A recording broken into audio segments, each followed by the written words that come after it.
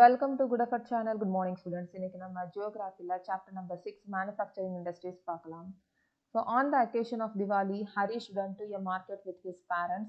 They purchased the shoes and the clothes for him. His mother purchased utensils, sugar, tea and diyas. Diyas அப்படின்றது என்னன்னா earthen lamps. So இப்போ ஹரிஷ் வந்து தீபாவளி அப்போ பேரண்ட்ஸோட மார்க்கெட்டுக்கு போகிறாங்க. ஸோ அவங்களுக்கு ஷூஸ் அண்ட் கிளாத்ஸ் வந்து வாங்குறாங்க ஹரிஷுக்காக. அவங்க அம்மா வந்து யுட்டன்சில்ஸ் பாத்திரம், சுகர், டீ, தியாஸ், மண் விளக்கு இதெல்லாம் வாங்குறாங்க. Harish observed that the shops in the market were flooded with items for sale. So அந்த மார்க்கெட்டில் பார்த்தீங்க அப்படின்னா நிறைய பொருட்கள் வந்து சேலுக்காக இருக்குது. ஸோ அதெல்லாம் வந்து ஹரிஷ் அப்சர்வ் பண்ணுறாங்க.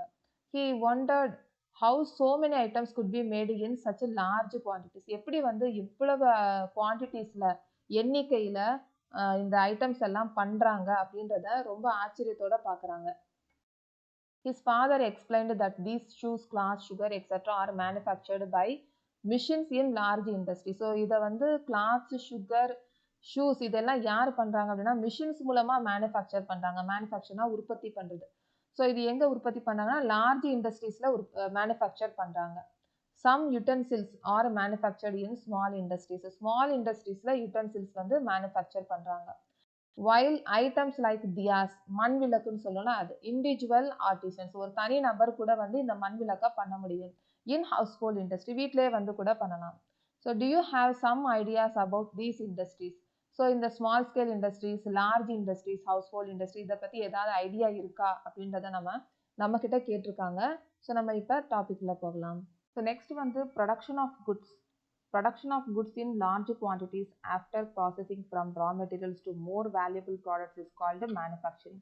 ஸோ இங்கே மேனுஃபேக்சரிங்னா என்ன அப்படின்றத கொடுத்துருக்காங்க. ஸோ இங்கே ரா மெட்டீரியல்ஸில் இருந்து ஒரு ஃபினிஷ்டு ப்ராடக்டை, அதாவது வேல்யூபிள் ப்ராடக்டாக மாற்றுறது, அதுவும் லார்ஜ் குவான்டிட்டிஸாக வந்து மாற்றணும், வேல்யூபிள் ப்ராடக்டாக மாற்றணும். அங்கே ப்ராசஸ் நடக்கிற இடம் தான் வந்து மேனுஃபேக்சரிங் அப்படின்னு நம்ம சொல்கிறோம். இப்போ இதை சிம்பிளாக சொல்லணும் அப்படின்னா, ஒரு ரா காட்டன், பருத்தின்னு சொல்லுவோம் நம்ம தமிழில், ரா காட்டன். இந்த ரா காட்டன்ல இருந்து ஒரு துணியா, ஒரு கிளாத்தா மாற்றணும் அப்படின்னா எத்தனை இண்டஸ்ட்ரீஸ் வருது, அதுக்கப்புறமா எவ்வளோ ப்ராசஸ் நடக்க போகுது அப்படின்றத நம்ம இப்போ பார்க்க போகிறோம். எக்ஸாம்பிளாக இப்போ இந்த ரா காட்டனை நம்ம ஃபார்மர்ஸ் கிட்ட இருந்து முதல்ல வாங்கிடலாம். இந்த ஃபார்மர்ஸ்ல இருந்து வாங்கினதுக்கு அப்புறமா இந்த ரா காட்டன் எங்கே போகும் அப்படின்னா ஜின்னிங் ஃபேக்ட்ரி. ஜின்னிங் ஃபேக்ட்ரி அப்படின்றது என்னன்னா காட்டனையும் காட்டன் சீட்ஸையும் பிரிக்கும். இந்த ரா காட்டன் அப்படின்றது பருத்தி. இந்த பருத்தியில வந்து காட்டனும் சீட்ஸும் இருக்கும். அப்போ நம்ம துணி ஆக்கணும் அப்படின்னா இந்த சீட்ஸையும் காட்டனையும் பிரிக்கணும். ஸோ இந்த ஜின்னிங் ஃபேக்ட்ரி நமக்கு யூஸ் ஆகும். அப்போ இந்த ஜின்னிங் ஃபேக்ட்ரியில் இருக்கிற மக்கள் என்ன பண்ணுவாங்க அப்படின்னா ஃபார்மர்ஸ் கிட்ட போய் முதல்ல வாங்கிடுவாங்க காட்டனை.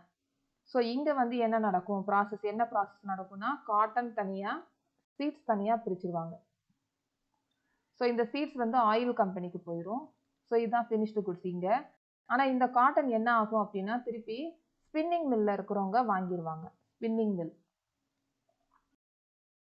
ஸோ இந்த காட்டன் ஸ்பின்னிங் மில் போனதுக்கு அப்புறமா யானா மாறிடும், அதாவது நூலா மாறிடும். இந்த யான் வந்து திருப்பி டெக்ஸ்டைல் கம்பெனிக்கு போகும்.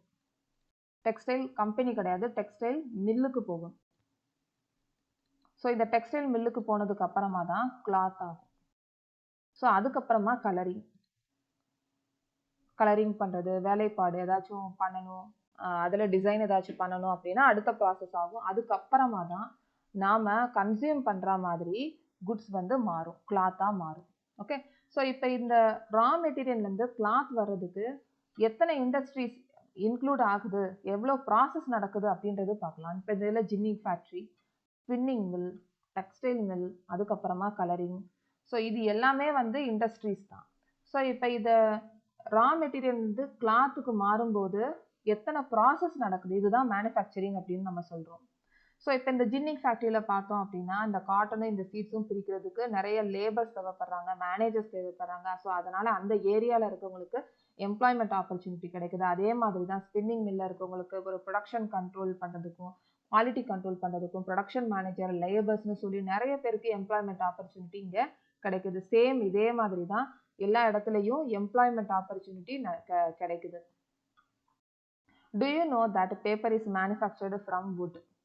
ஸோ பேப்பர் எதுலேருந்து ப்ரொடியூஸ் பண்ணுறாங்க அப்படின்னா வுட்லேருந்து ப்ரொடியூஸ் பண்ணுறாங்க. இது இப்போ சொல்கிறது எல்லாமே மேனுஃபேக்சரிங்கோட எக்ஸாம்பிள்ஸ்.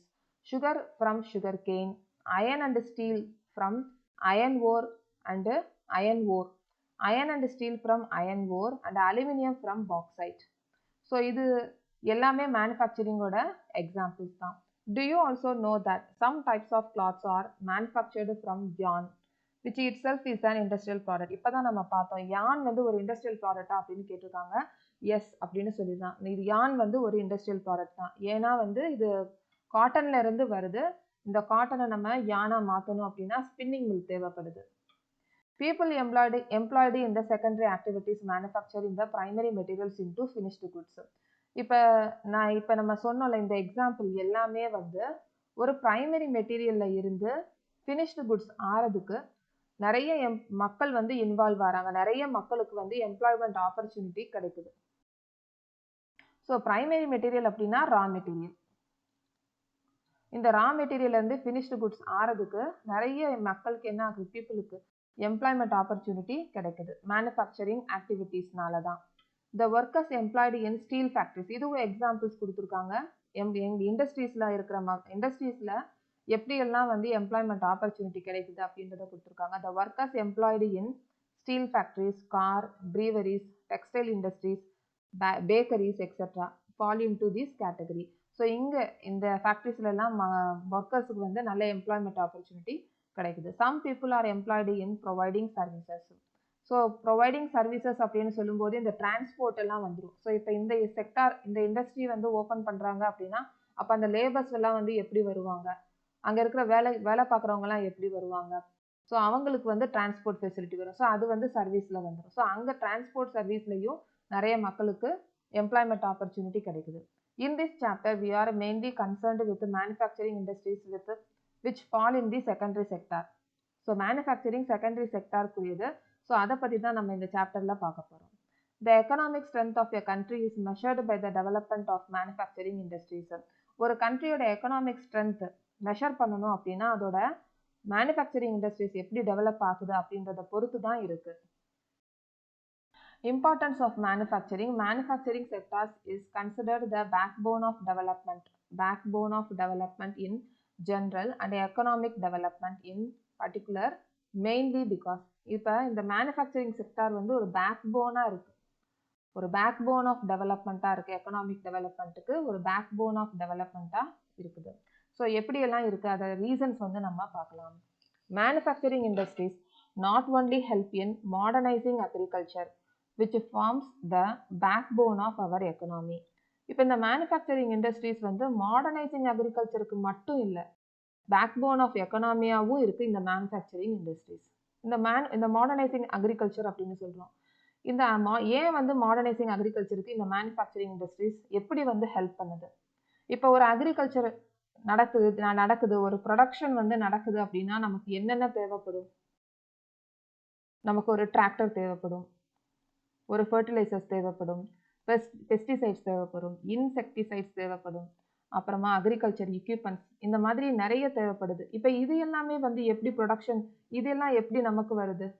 ஸோ இது எல்லாம் கூட இண்டஸ்ட்ரீஸ்லேருந்து தான் நமக்கு ப்ரொடியூஸ் பண்ணுறாங்க. அப்போ இந்த இண்டஸ்ட்ரி, இந்த அக்ரிகல்ச்சர் ஃபார்மர்ஸ்க்கும் வந்து என்ன பண்ணுறாங்க, ஹெல்ப் பண்ணுறாங்க. ஸோ அதனால தான் manufacturing industries not only help in modernising agriculture which forms the backbone of our economy. They also reduce the heavy dependence of people on agriculture income by providing them jobs in secondary and tertiary sector. இப்போ வந்து முன்னாடி இந்த industry வர்றதுக்கு முன்னாடி மக்கள் வந்து எப்படி income கிடைச்சிச்சு அப்படின்னா அக்ரிகல்ச்சரில் மட்டும்தான் இன்கம் அவங்களுக்கு கிடைச்சிட்டு இருந்தது. ஸோ இப்போ இந்த இண்டஸ்ட்ரி வந்ததுக்கு அப்புறமா இந்த டிபெண்டன்ஸ் இருக்குல்ல, அக்ரிகல்ச்சர் மூலமாக போனால் தான் நமக்கு இன்கம் கிடைக்கும் அப்படின்ற அந்த டிபெண்டன்ஸை இந்த மேனுஃபேக்சரிங் இண்டஸ்ட்ரீஸ் என்ன பண்ணியிருக்காங்க, ரெடியூஸ் பண்ணியிருக்காங்க. ஏன்னா மேனுஃபேக்சரிங் இண்டஸ்ட்ரீஸ் நிறைய ஜாப்ஸ் வந்து தராங்க. செகண்டரி அண்ட் டெரிஷரி செக்டார்ஸில் நிறைய ஜாப்ஸ் வந்து கிடைக்குது. Industrial development is a precondition for eradication of unemployment and poverty from our country. So இந்த இண்டஸ்ட்ரியல் டெவலப்மெண்ட் மூலமாக அன்எம்ப்ளாய்மெண்ட், வேலை இல்லாமல் இருக்கிறது, அதுக்கப்புறமா பாவர்ட்டி, இது எல்லாமே வந்து ஒழிச்சிருக்கு. ஒரு கண்ட்ரியில் இண்டஸ்ட்ரியல் டெவலப்மெண்ட் இருக்குன்னா அங்கே அன்எம்ப்ளாய்மெண்ட், பாவர்ட்டி இது எல்லாமே இல்லாமல் இருக்கும். This was the main philosophy behind public sector industries and joint sector ventures in India. இப்போ ஒரு பப்ளிக் செக்டார் இண்டஸ்ட்ரீஸும் ஜாயிண்ட் செக்டார் வெஞ்சர்ஸ் இது எல்லாமே ஸ்டார்ட் பண்ணதுக்கு முக்கியமான philosophy என்ன அப்படின்னா, அங்கே எம்ப்ளாய்மெண்ட்டும் இந்த அன்எம்ப்ளாய்மெண்ட்டும் பாவர்ட்டியும் ஒழிக்கிறதுக்கு தான் இந்த பப்ளிக் செக்டார் இண்டஸ்ட்ரியும் ஜாயிண்ட் செக்டார் வெஞ்சர்ஸும் உருவாகிறதுக்கு முக்கியமான காரணமாக இருக்குது, ஸ்டார்ட் ஆகிறதுக்கு. It was also aimed bring down regional disparities by establishing industries in tribal and backward areas. So முதல்ல ரீஜனல் டிஸ்பாரிட்டிஸ்னா என்ன அப்படின்றத தெரிஞ்சிருக்கணும். இப்போ ஒரு ட்ரைபல் ஏரியா இதுவும் ஒரு ரீஜியன் தான். ஓகே, ஸோ இன்னொரு ரீஜியன் எடுத்துக்கலாம். ஏதாவது ஒரு சிட்டியோ இல்லை டவுனோ எடுத்துக்கலாம். இப்போ இந்த ட்ரைபல் ஏரியாஸ் பேக்வேர்டு ஏரியாவில் இருக்கிற மக்கள் எப்படி இருப்பாங்க? எஜுகேஷன் இருக்குமா? இருக்காது. இலிட்ரஸி பீப்புள் வந்து நிறைய பேர் இருப்பாங்க. அதுக்கப்புறமா இவங்களுடைய பெர் கேபிட்டா இன்கம் எப்படி இருக்கும்? ரொம்ப லோவாக இருக்கும். அதுக்கப்புறமா ஹெல்த் எப்படி இருக்கும்? கம்மியாக இருக்கும். இங்கே வந்து பார்த்தோன்னா இந்த சிட்டியில் பார்த்தோம் அப்படின்னா எல்லாருமே எஜுகேட்டடாக இருப்பாங்க. பெர் கேபிட்டா இன்கம் ஜாஸ்தியாக இருக்கும். ஹெல்த் அண்ட் வெல்த் எல்லாமே வந்து நல்லா இருக்கும். அப்படின்னா ஒரு ரீஜனுக்கும் இன்னொரு ரீஜனுக்கும் உள்ள டிஃபரன்ஸ் இருக்கு பாருங்க, இதுதான் ரீஜனல் டிஸ்பாரிட்டிஸ். அப்போ இந்த ரீஜனல் டிஸ்பாரிட்டிஸை நம்ம பிரிங்கிங் டவுன், இதை வந்து குறைக்கணும் அப்படின்னா அங்கே ட்ரைபல் அண்ட் பேக்வேர்டு ஏரியாஸில் இண்டஸ்ட்ரீஸை எஸ்டாப்ளிஷ் பண்ணணும். அப்போ அங்கே இண்டஸ்ட்ரீஸை எஸ்டாப்ளிஷ் பண்ணோம் அப்படின்னா அங்கே இருக்கிறவங்க என்ன பண்ணுவாங்க? நிறைய எம்ப்ளாய்மெண்ட் ஆப்பர்ச்சுனிட்டிஸ் கிடைக்கும். அவங்களுடைய வாழ்க்கை தரம் வந்து ஜாஸ்தியாக ஆகும். Export of manufactured goods expands trade and commerce and bringing in much needed foreign exchange. இப்போ இந்த மேனுஃபேக்சரிங் குட்ஸ் பண்ணுறதுனால நிறைய குட்ஸ் வந்து ப்ரொடியூஸ் பண்ணலாம். அப்போ நிறைய குட்ஸை ப்ரொடியூஸ் பண்ணுறதுனால அந்த குட்ஸை நம்ம என்ன பண்ணலாம்? எக்ஸ்போர்ட் பண்ணலாம். ஸோ இந்த எக்ஸ்போர்ட் பண்ணுறதுனால ட்ரேட் அண்ட் காமர்ஸை எக்ஸ்பேண்ட் பண்ணலாம். ட்ரேட் அண்ட் காமர்ஸை நம்ம எக்ஸ்பேண்ட் பண்ணுறதுனால நமக்கு ஃபாரின் எக்ஸ்சேஞ்சை நமக்கு கொண்டு வரலாம். அதாவது ஃபாரின் கரன்சியை நம்ம நாட்டுக்கு கொண்டு வரலாம். ஃபாரின் கரன்சி நமக்கு நிறைய கிடைக்கும். Countries that transform their raw materials into a wide variety of furnished goods of higher value are prosperous. இப்போ ஒரு கண்ட்ரி வந்து ரா மெட்டீரியலை டிரான்ஸ்ஃபார்ம் பண்ணுது, சேஞ்ச் பண்ணுது. எப்படி சேஞ்ச் பண்ணுது? ஒரு ஃபினிஷ்டு குட்ஸாக சேஞ்ச் பண்ணி அதோட வேல்யூவை ஜாஸ்தி பண்ணி வளங்களை ஜாஸ்தி பண்ணுது. அப்போ இந்தியாஸோட ப்ராஸ்பரிட்டி, இந்தியாவோட வளத்தை வந்து எதை பொறுத்து இருக்கு அப்படின்னா, எதில் இருக்கு அப்படின்னா, increasing and diversifying its manufacturing industries as quickly as possible. India's prosperity, இந்தியாஸோட வளம் எதில் இருக்குது அப்படின்னா இன்க்ரீஸ் பண்ணணும், மேனுஃபேக்சரிங் இண்டஸ்ட்ரீஸை இன்க்ரீஸ் பண்ணணும், டைவர்சிஃபை பண்ணணும் அப்படின்னு சொல்கிறாங்க. ஸோ இப்போ இந்த டாப்பிக்கில் என்னென்ன கொஸ்டின் வருது அப்படின்றத நம்ம பார்க்கலாம். ஸோ இப்போ நம்ம இந்த டாபிக் ரிலேட்டடுக்குரிய கொஸ்டின்ஸ் வந்து நம்ம பார்க்கலாம். ஸோ இதில் define manufacturing. So define manufacturing கேட்டாங்க அப்படின்னா இதிலிருந்து நம்ம கால்டு மேனுஃபேக்சரிங் இது வரைக்கும் நம்ம எழுதலாம். அதே மாதிரி எக்ஸாம்பிள்ஸ் ஆஃப் மேனுஃபேக்சரிங் அப்படின்னு சொல்லும்போது இந்த பேப்பர் வந்து வுட்லேருந்து வருது பாருங்க, பேப்பர் வுட்டு, அதுக்கப்புறமா sugar from sugar cane, iron and steel from iron ore, aluminium from bauxite, இதெல்லாம் மேனுஃபேக்சரிங்குரிய எக்ஸாம்பிள்ஸ். அதே மாதிரி இந்த மேனுஃபேக்சரிங் இண்டஸ்ட்ரீஸ் எந்த செக்டாருக்குரியது அப்படின்றதையும் நம்ம தெரிஞ்சு வச்சுக்கணும். இது செகண்டரி செக்டார். ஸோ நெக்ஸ்ட் வந்து manufacturing sector is considered the backbone of development in general economic development. Support the statement with examples. இந்த மாதிரி கொஸ்டின் கேட்டாங்க அப்படின்னா இதுல இருந்து இது வரைக்கும் எழுதலாம். ஆனால் அது depends upon the mark. So 5 marks 4 mark 5 marks அந்த மாதிரி கேட்டாங்க அப்படின்னா ஃபுல்லாக பாயிண்ட்ஸாக எழுதணும். இல்லைனா 3 மார்க்ஸ் அப்படின்னா நீங்கள் பாயிண்ட்ஸை வந்து கொஞ்சம் சுருக்கி எழுதணும். ஸோ இதில் வந்து analyse the role of manufacturing sector in the economic development of India. So இதுவும் சேம் கொஸ்டின், சேம் ஆன்சர் தான். ஸோ இந்த மாதிரியும் கொஸ்டின் வந்து கேட்கலாம். ஒரே ஆன்சர் தான், ஆனால் கொஸ்டின் வந்து வேற மாதிரியும் கேட்கலாம். ஸோ நெக்ஸ்ட் வந்து what was the main philosophy behind public sector industries. So இதுக்கு இந்த ஆன்சர் எழுதலாம். Industrial development in a precondition for eradication of unemployment and poverty from our country. Next வந்து it was also aimed the bringing down the regional disparities by establishing industries in tribal and backward areas. Next வந்து how does manufacturing help in earning foreign exchange. So இந்த கொஸ்டினுக்கு export of manufactured goods expand trade and commerce and brings in much needed foreign exchange. So ஒவ்வொரு சென்டென்ஸையும் நம்ம புக்கில் இருக்கிற சென்டென்ஸை நல்லா ரீட் பண்ணி வச்சுக்கலாம். ஸோ அப்போ எப்படி கொஸ்டின் கேட்டாலும் நம்ம ஈஸியாக எழுதிடலாம். So next topic. Agriculture and industry are not exclusive of each other. இப்போ இந்த agriculture இண்டஸ்ட்ரியும் வந்து undivided. இதை ரெண்டையும் நம்ம பிரிக்க முடியாது. They move hand in hand. இது ஒன்றுக்கு ஒன்று சார்ந்தது. For instance, the agro industries in India have given a major boost to agriculture by raising its productivity. இப்போ இந்த agriculture industries, இந்த agro industries வந்து ஒரு பூஸ்ட் பண்ணுது, அக்ரிகல்ச்சரை பூஸ்ட் பண்ணுது. எதுக்காக பூஸ்ட் பண்ணுது அப்படின்னா, அக்ரிகல்ச்சர் அவங்களுடைய ப்ரொடக்ஷனை இன்க்ரீஸ் பண்ணுறதுக்கு இந்த ஆக்ரோ இண்டஸ்ட்ரீஸ் நல்லாவே பூஸ்ட் பண்ணுது. எப்படி பண்ணுது அப்படின்றத பார்க்கலாம். இப்போ இது வந்து இண்டஸ்ட்ரி, ஆக்ரோ இண்டஸ்ட்ரி, இது அக்ரிகல்ச்சர். இப்போ இந்த அக்ரிகல்ச்சருக்கு வந்து ப்ரொடக்ஷன் பண்ணுறதுக்கு தேவையான ப்ராடக்ட்ஸ் வந்து தேவைப்படுது. என்னென்ன ப்ராடக்ட்ஸ் வந்து தேவைப்படும்? ஸோ இப்போ irrigation pumps, fertilizers, insecticides, pesticides, plastics and PVC pipes, machines, இது டூல்ஸ், இது எல்லாமே ஒரு ஃபார்மர்ஸ்க்கு வந்து தேவைப்படுது. இந்த ப்ராடக்ட்ஸ் எல்லாம் வந்து தேவைப்படுது. இந்த ப்ராடக்ட்ஸ் எல்லாமே யார்கிட்ட இருந்து வாங்குறாங்க, இதை யார் உற்பத்தி பண்ணுவாங்க அப்படின்னா இந்த இண்டஸ்ட்ரீஸ் வந்து உற்பத்தி பண்ணுது. ஓகே, ஸோ அப்போ இவங்க வந்து இந்த ஆக்ரோ இண்டஸ்ட்ரியை டிபெண்ட் பண்ணியிருக்காங்க. இப்போ இந்த ஆக்ரோ இண்டஸ்ட்ரிக்கு வந்து என்ன பண்ணுவாங்க, இவங்க என்ன பண்ணுவாங்க, இவங்க வந்து ஃபினிஷ்டு ப்ராடக்டை மாற்றி சேல் பண்ணுவாங்க. இந்த ஃபினிஷ்டு ப்ராடக்ட்டுக்கு என்ன தேவைப்படுது? ரா மெட்டீரியல் தேவைப்படுது. இந்த ரா மெட்டீரியலை யார்கிட்ட இருந்து வாங்கிக்குவாங்க அப்படின்னா இந்த அக்ரிகல்ச்சர் ஃபார்மர்ஸ் கிட்ட இருந்து வாங்குவாங்க ரா மெட்டீரியல்ஸ். ஸோ அதனால தான் இவங்க ரெண்டு பேருமே டிபெண்ட், ஒருத்தருக்கு ஒருத்தவங்க சார்ந்து இருக்காங்க அப்படின்னு சொல்றோம். Okay, so they depend on the later for raw materials and sell their products such as irrigation pumps, fertilizers, insecticides, pesticides, plastics and PVC pipes, machines and tools, etc. to the farmers. So thus development and competitiveness of manufacturing industry has not only assisted agriculturists in increasing their production but also made the production process very efficient. So அதனால தான் இந்த manufacturing industry வந்து அக்ரிகல்ச்சரிஸ்ட்டை assist பண்ணுறாங்க. அக்ரிகல்ச்சரை assist பண்ணுறாங்க அப்படின்னா இந்த அக்ரிகல்ச்சருக்கு தேவையான ப்ரொடக்ஷனை increase பண்ணுது. ஸோ அது மட்டும் இல்லை, இந்த மேனுஃபேக்சரிங் இண்டஸ்ட்ரி அவங்களுடைய ப்ரொடக்ஷன் ப்ராசஸை எஃபிஷியண்ட்டாகவும் பண்ணணும்.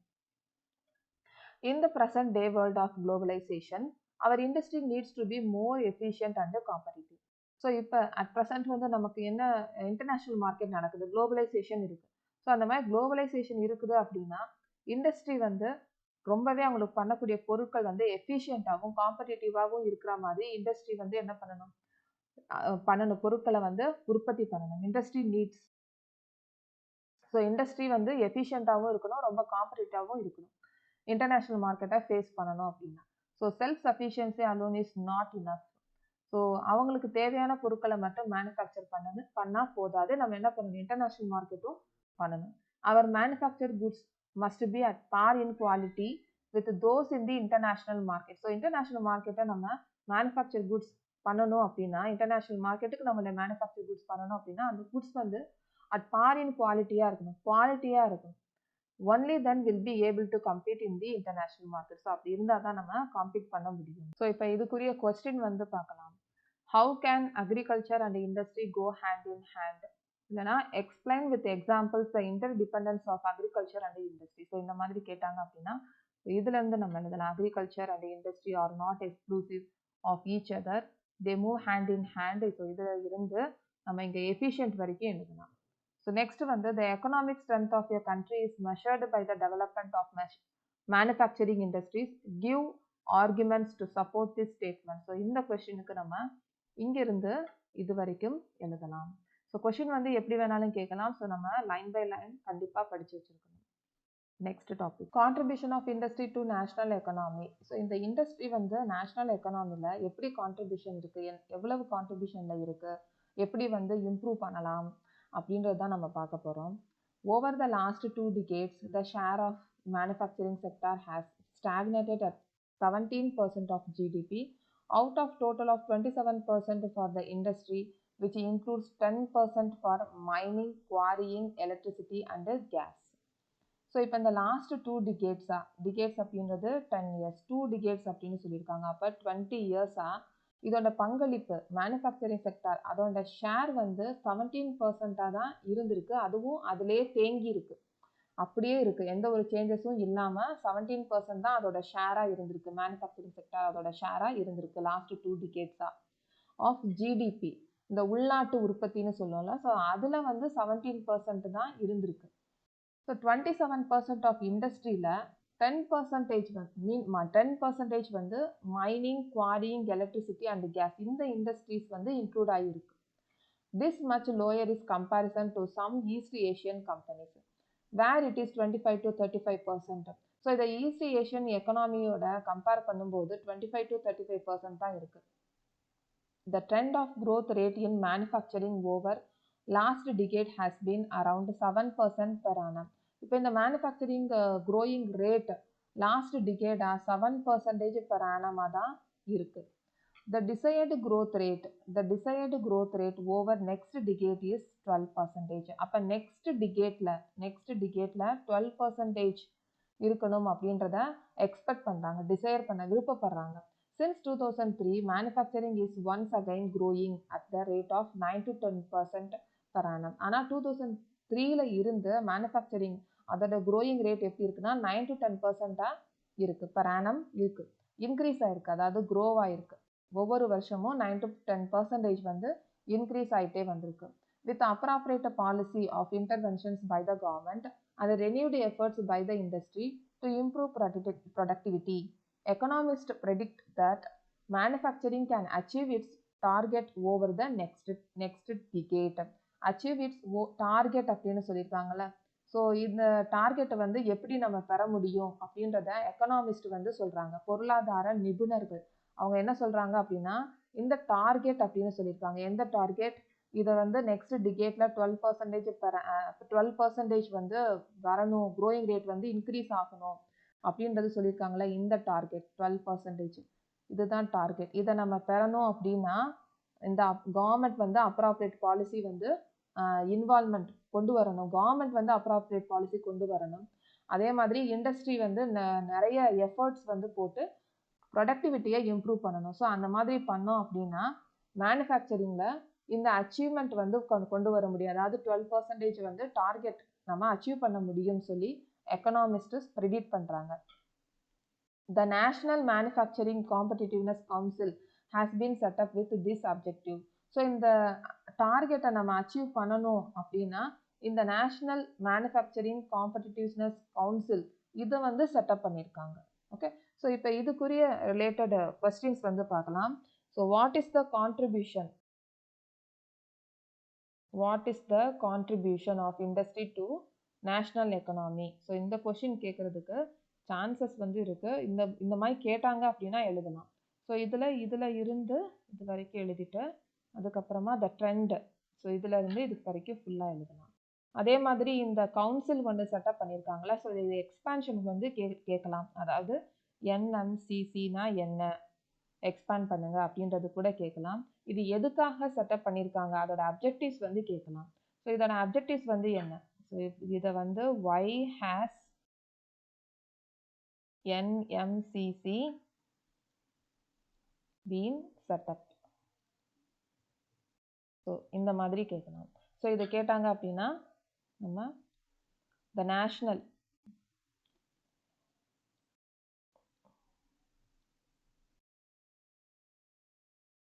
National Manufacturing Competitiveness Council has been set up with this objective. என்ன அப்ஜெக்டிவ் அப்படின்னா appropriate policy intervention by the government and the renewed efforts by the industry to improve productivity.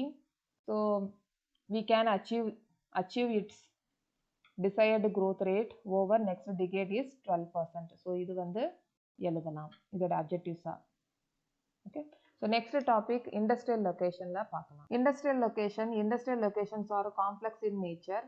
These are influenced by availability of raw material, labor, capital, power and market, etc. So ஒரு இண்டஸ்ட்ரியை locate பண்ணணும் அப்படின்னா இந்த factors எல்லாம் வந்து தேவைப்படுது. Raw material தேவைப்படுது, labour, capital, power, market, இது எல்லாமே வந்து தேவைப்படுது. It is rarely possible to find all these factors available at one place. So இப்போ ஒரு இண்டஸ்ட்ரியை லொக்கேட் பண்ணுறோம் அப்படின்னா இந்த எல்லா ஃபேக்டர்ஸும் ஒரே இடத்துல கிடைக்கிறது அப்படின்றது ரொம்பவே rare. Consequently, manufacturing activity tends to locate at the most appropriate place where all the factors of industrial location are either available or can be arranged lower cost. இப்போ இந்த இண்டஸ்ட்ரி லொக்கேட் பண்ணணும் அப்படின்னா, இந்த மேனுஃபேக்சரிங் ஆக்டிவிட்டி வந்து locate பண்ணணும் அப்படின்னா எந்த இடத்துல எல்லா ஃபேக்டர்ஸும் நமக்கு கிடைக்குதோ அந்த இடத்துல நம்ம லொக்கேட் பண்ணணும். அப்படி இல்லை அப்படின்னா லோயர் காஸ்ட்டில் எல்லாமே கிடைக்கிற மாதிரி அரேஞ்ச் பண்ணணும். After and industrial activity starts urbanisation follows. இப்போ ஒரு இண்டஸ்ட்ரி வந்து ஸ்டார்ட் பண்ணுறோம் அப்படின்னா கூடவே அர்பனைசேஷனும் ஆயிரும். இப்போ ஃபார் எக்ஸாம்பிள் இப்போ ஒரு இண்டஸ்ட்ரியை வந்து ஒரு கிராமத்தில் வந்து தொடங்குறோம் அப்படின்னா, இப்போ ஃபார் எக்ஸாம்பிள் ஒரு ஐடி கம்பெனி வந்து ஒரு கிராமத்தில் தொடங்குறாங்க அப்படின்னா, அப்போ அங்கே போயிட்டு வர்றதுக்கு என்ன வரும்? ஃபஸ்ட்டு டிரான்ஸ்போர்ட் வரும். ஸோ அங்கே ஒர்க் பண்ணுறவங்களுக்கு சாப்பிட்றதுக்கு ஹோட்டல் வரும். ஸோ இப்போ அங்கே பக்கத்துலேயே ஆஃபீஸ் போயிட்டு வர்றதுக்காக அங்கேயே வந்து வீடு கட்ட ஆரம்பிச்சிருவாங்க. ஸோ அங்கே வந்து நிறைய வீடுகள் நிறைய இருந்துச்சு அப்படின்னா ஒரு கோயில் வரும், ஹாஸ்பிட்டல் வரும். ஸோ இந்த மாதிரி அங்கே அந்த இண்டஸ்ட்ரி சுற்றி ஒரு சிட்டியே ஆயிரும். So after and industrial activity starts urbanisation ஃபாலோஸ்னு அதனால தான் சொல்கிறாங்க. Sometimes industries are located in or near the cities.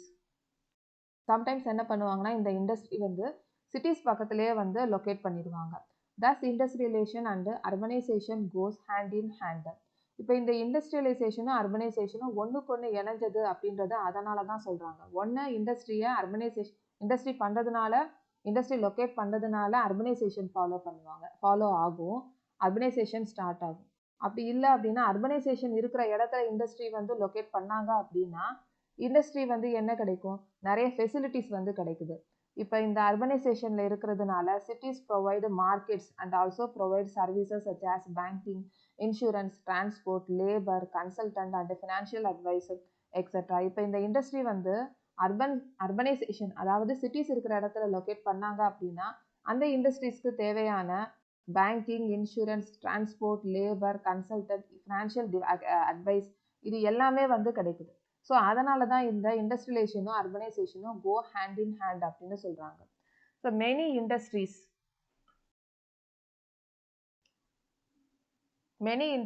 tend to come together to make use of the advantage offered by the urban centers known as agglomeration economies அப்படின்னு சொல்றாங்க. இப்போ இந்த industries எல்லாமே ஒன்னா சேர்ந்து இந்த அர்பன் சென்டர்ஸ்க்கு மூலமா நிறைய யூசேஜ் கிடைக்கிறது தான் அக்ளோமரேஷன் எக்கனாமிஸ் அப்படின்னு சொல்றாங்க. So gradually a large industrial agglomeration takes place.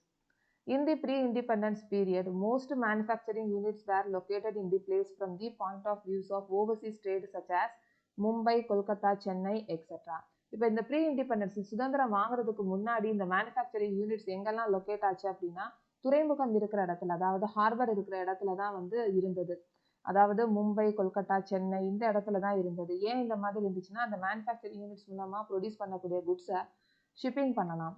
ஒரு கண்ட்ரிலேருந்து இன்னொரு நம்ம இந்த பிளேஸ் இருக்குல்ல அந்த மும்பை, கொல்கட்டா, சென்னை, ஸோ இங்கேருந்து வேற கண்ட்ரிக்கு வந்து நம்ம எக்ஸ்போர்ட் பண்ணலாம், நம்ம ஷிப்பிங் மூலமாக வந்து அனுப்பலாம். ஸோ அதனால தான் வந்து முன்னாடி ஓவர்சீஸ் பக்கத்தில் இந்த மேனுஃபேக்சரிங் யூனிட்ஸ் எல்லாம் இருந்தது. Consequently there emerged certain pockets of industrially developed urban centers surrounded by a huge agricultural rural hinterland. ஆனால் இப்போ வந்து இந்த இண்டஸ்ட்ரீஸ் எல்லாம் வந்து அர்பன் சென்டர்ஸில் வந்து டெவலப் ஆகுது. இண்டஸ்ட்ரீஸ் எல்லாம் ஏன்னா இந்த அர்பன் சென்டர்ஸ் எல்லாமே வந்து விவசாய ஹிண்டர்லேண்ட், இந்த விவசாயம் செய்யக்கூடிய இந்த நிலப்பரப்பை சுற்றி தான் இந்த அர்பன் சென்டர்ஸும் இருக்கு. இப்போ இதில் வந்து எப்படி கொஸ்டின்ஸ் கேட்கலாம், எப்படி கேட்டால் எப்படி எழுதலாம் அப்படின்றதையும் நம்ம பார்க்கலாம். What factors R required to set up and industry in A region? என்னென்ன ஃபேக்டர்ஸ் வந்து நமக்கு தேவைப்படுது ஒரு இண்டஸ்ட்ரியை வந்து லொக்கேட் பண்ணுறதுக்கு அப்படின்னா ரா மெட்டீரியல்ஸ் வந்து முக்கியமாக தேவைப்படுது. அந்த ரா மெட்டீரியல்ஸ் எங்கே கிடைக்குதோ அந்த இடத்துல நம்ம இண்டஸ்ட்ரியை லொக்கேட் பண்ணலாம்.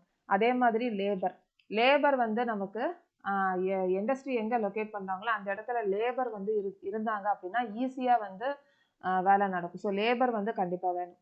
அதே மாதிரி பவர் சப்ளை இல்லை அப்படின்னா இண்டஸ்ட்ரியே நடக்காது. அதனால பவர் சப்ளைக்குரிய ரிக்யர்மெண்ட்ஸ் எல்லாமே வந்து ஒரு இண்டஸ்ட்ரிக்கு கண்டிப்பாக வேணும். மார்க்கெட், இப்போ ஹெவி மெட்டீரியல்ஸ் இல்லைன்னா பெரிஷபிள் குட்ஸ் இது எல்லாமே வந்து மார்க்கெட் பண்ணுறதுக்கு இந்த இண்டஸ்ட்ரீஸ் பக்கத்துலேயே மார்க்கெட் பண்ணுறதுக்குரிய ஏரியா வந்து நியர்பையாக இருக்கணும்.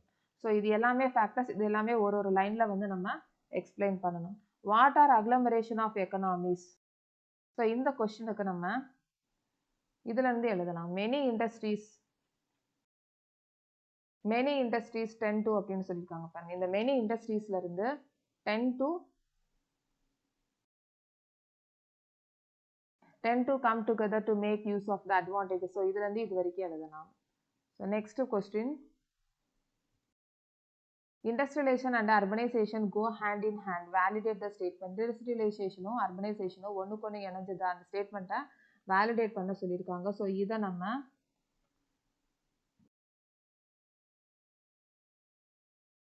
After industrial activity starts urbanisation follows. இதை நம்ம எக்ஸ்பிளைன் பண்ணணும். ஒரு இண்டஸ்ட்ரி வந்து ஸ்டார்ட் ஆச்சு அப்படின்னா எம்ப்ளாய்மெண்ட் ஆப்பர்ச்சுனிட்டி கிடைக்கும், டிரான்ஸ்போர்ட் ஃபெசிலிட்டி கிடைக்கும், அதுக்கப்புறம் அங்கேயே வந்து மக்கள் வந்து ஒரு சிட்டி மாதிரி உருவாக வச்சிருவாங்க. ஸோ இதுதான் வந்து கொஞ்சம் எக்ஸ்பிளைன் பண்ணி எழுதணும். அதுக்கப்புறமா இதையும் நம்ம எழுதணும். Industrialisation and urbanisation go hand in hand. Cities provide market and also provide services such as banking, insurance, transport, labour, consultants and financial activities, financial advice etc. to the industry. இது எல்லாமே வந்து நம்ம எழுதணும். Okay, next வந்து the key to decision of the factory location is the least cost. எது வந்து location, factory location பண்ணுறதுக்கு எது டிசிஷன் முக்கியமாக எடுக்குது அப்படின்னா லீஸ்ட் காஸ்ட் தான். அதே மாதிரி government policies and specialised labour also influence the location of industry. ஒரு கவர்மெண்ட் பாலிசிஸோ லேபரும் தான் வந்து இன்ஃப்ளூயன்ஸ் பண்ணுது ஒரு இண்டஸ்ட்ரியை லொகேட் பண்ணுறதுக்கு. ஓகே, ஸோ நெக்ஸ்ட் டாபிக்ல பார்க்கலாம். So classification of industries, list the various manufactured products you use in your daily life such as transistors, electric bulbs, vegetable oil, cement, glassware, petrol, matches, scooters, automobiles, machines, and so on. If we classify the various industries based on a particular criterion, then we would be able to understand their manufacturing better. So இப்போ இந்த daily லைஃப்பில் என்னென்ன use பண்ணுறக்கூடிய products வந்து கொடுத்துருக்காங்க.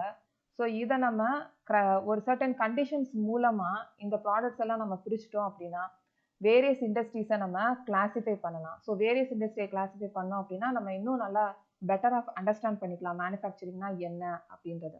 So industries may be classified as follows on the basis of source of raw materials. So sources of raw materials மூலமாக இண்டஸ்ட்ரீஸை classify பண்ணுறாங்க. agro based industries, mineral based industries. இப்போ அக்ரிகல்ச்சரல் ப்ராடக்ட்னா அதுதான் வந்து ரா மெட்டீரியலாக இருக்கும் இந்த agro based industries. For example cotton, woollen, jute, silk, textile, rubber and sugar, tea, coffee, edible oil, இது எல்லாமே ஆக்ரோ பேஸ்டு இண்டஸ்ட்ரீஸ். இதோட ரா மெட்டீரியல் எப்படின்னா அக்ரிகல்ச்சர் ப்ராடக்ட்ஸ் தான் இதுக்கு ரா மெட்டீரியலாக இருக்கும். அதே மாதிரி mineral based industry, mineral based industry வந்து இவங்களுடைய ரா மெட்டீரியல் எப்படி இருக்குன்னா மினரல்ஸ் தான் வந்து ரா மெட்டீரியலாக இருக்கும். ஸோ எக்ஸாம்பிள் வந்து iron and steel, cement, aluminium, machine, tools, petrochemicals, இது எல்லாமே இதுக்குரிய examples. According to their main role, basic or key industries which supply their products or raw materials to manufacture other goods. Example iron and steel and copper melting, aluminium melting. So இந்த agro based industries இது எல்லாம் எப்படி இருக்கு அப்படின்னா இதோடைய raw material அக்ரிகல்ச்சர்கிட்ட இருந்து வாங்குவாங்க இதோட ரா மெட்டீரியல். ஆனால் இங்கே வரக்கூடிய இந்த ப்ராடக்ட் இன்னொரு இண்டஸ்ட்ரிக்கு வந்து ரா மெட்டீரியலாக இருக்கும். ஸோ அதுதான் இங்கே சொல்லியிருக்காங்க. Basic or key industries which supply their products or raw materials to manufacture other goods. Example iron and steel and copper melting and aluminium melting. So next வந்து consumer industries. So consumer industries that produce goods for direct use by consumers, sugar, toothpaste, paper, sewing machines, fans etc. இந்த consumer industries அப்படின்றது என்னன்னா இங்கே செய்யக்கூடிய product வந்து டைரக்டாக consumer use பண்ணுற மாதிரி இருக்கும். ஸோ அதுதான் வந்து கன்சியூமர் இண்டஸ்ட்ரின்னு சொல்கிறாங்க. இதுக்கு example sugar, toothpaste, paper, sewing machines, fans etc. So next வந்து இண்டஸ்ட்ரீஸை கேபிட்டல் இன்வெஸ்ட் மூலமாக கிளாஸிஃபை பண்ணுறாங்க. எப்படி கிளாஸிஃபை பண்ணுறாங்கன்னு பார்க்கலாம். ஸோ கேபிட்டல் இன்வெஸ்ட் மூலமாக ஒரு ரெண்டு இண்டஸ்ட்ரீஸை வந்து கிளாஸிஃபை பண்ணுறாங்க. A small scale industry is defined with reference to the maximum investment allowed on asset of a unit. This limit has changed over a period of time. At present, the maximum investment allowed in rupees 1 crore. இப்போ ஒரு small scale industry இருக்குன்னா maximum ஒரு அசெட்டில் ஒரு யூனிட்டில் ஒரு அசெட்டை invest பண்ணுறோன்னு வச்சுக்கோங்க. அந்த மேக்ஸிமம் அமௌண்ட் வந்து 1 crore இருந்துச்சு அப்படின்னா அது ஸ்மால் ஸ்கேல் இண்டஸ்ட்ரி. இதே வந்து 1 crore மேலே இன்வெஸ்ட் பண்ணாங்க அப்படின்னா அது large scale industry. Okay, so on the basis of ownership மூலமாக இண்டஸ்ட்ரீஸை எப்படி பிரிக்கிறாங்க அப்படின்றத பார்க்கலாம். So public sector, private sector, joint sector industries, அதுக்கப்புறமா கோஆப்ரேட்டிவ் செக்டார் இண்டஸ்ட்ரீஸ். ஸோ இது வந்து ownership, on the basis of ownership மூலமாக இண்டஸ்ட்ரீஸை பிரிக்கிறாங்க. ஸோ ஃபஸ்ட்டு வந்து பப்ளிக் செக்டார். பப்ளிக் செக்டார்னா public sector owned and operated by government agencies, for example bell, sale, etc. இந்த public sector இதை யார் ஆப்ரேட் பண்றாங்க அப்படின்னா கவர்மெண்ட் ஏஜென்சிஸ். இதோட ஓன் அண்ட் ஆப்ரேட் பண்றது கவர்மெண்ட் ஏஜென்சிஸ் தான்.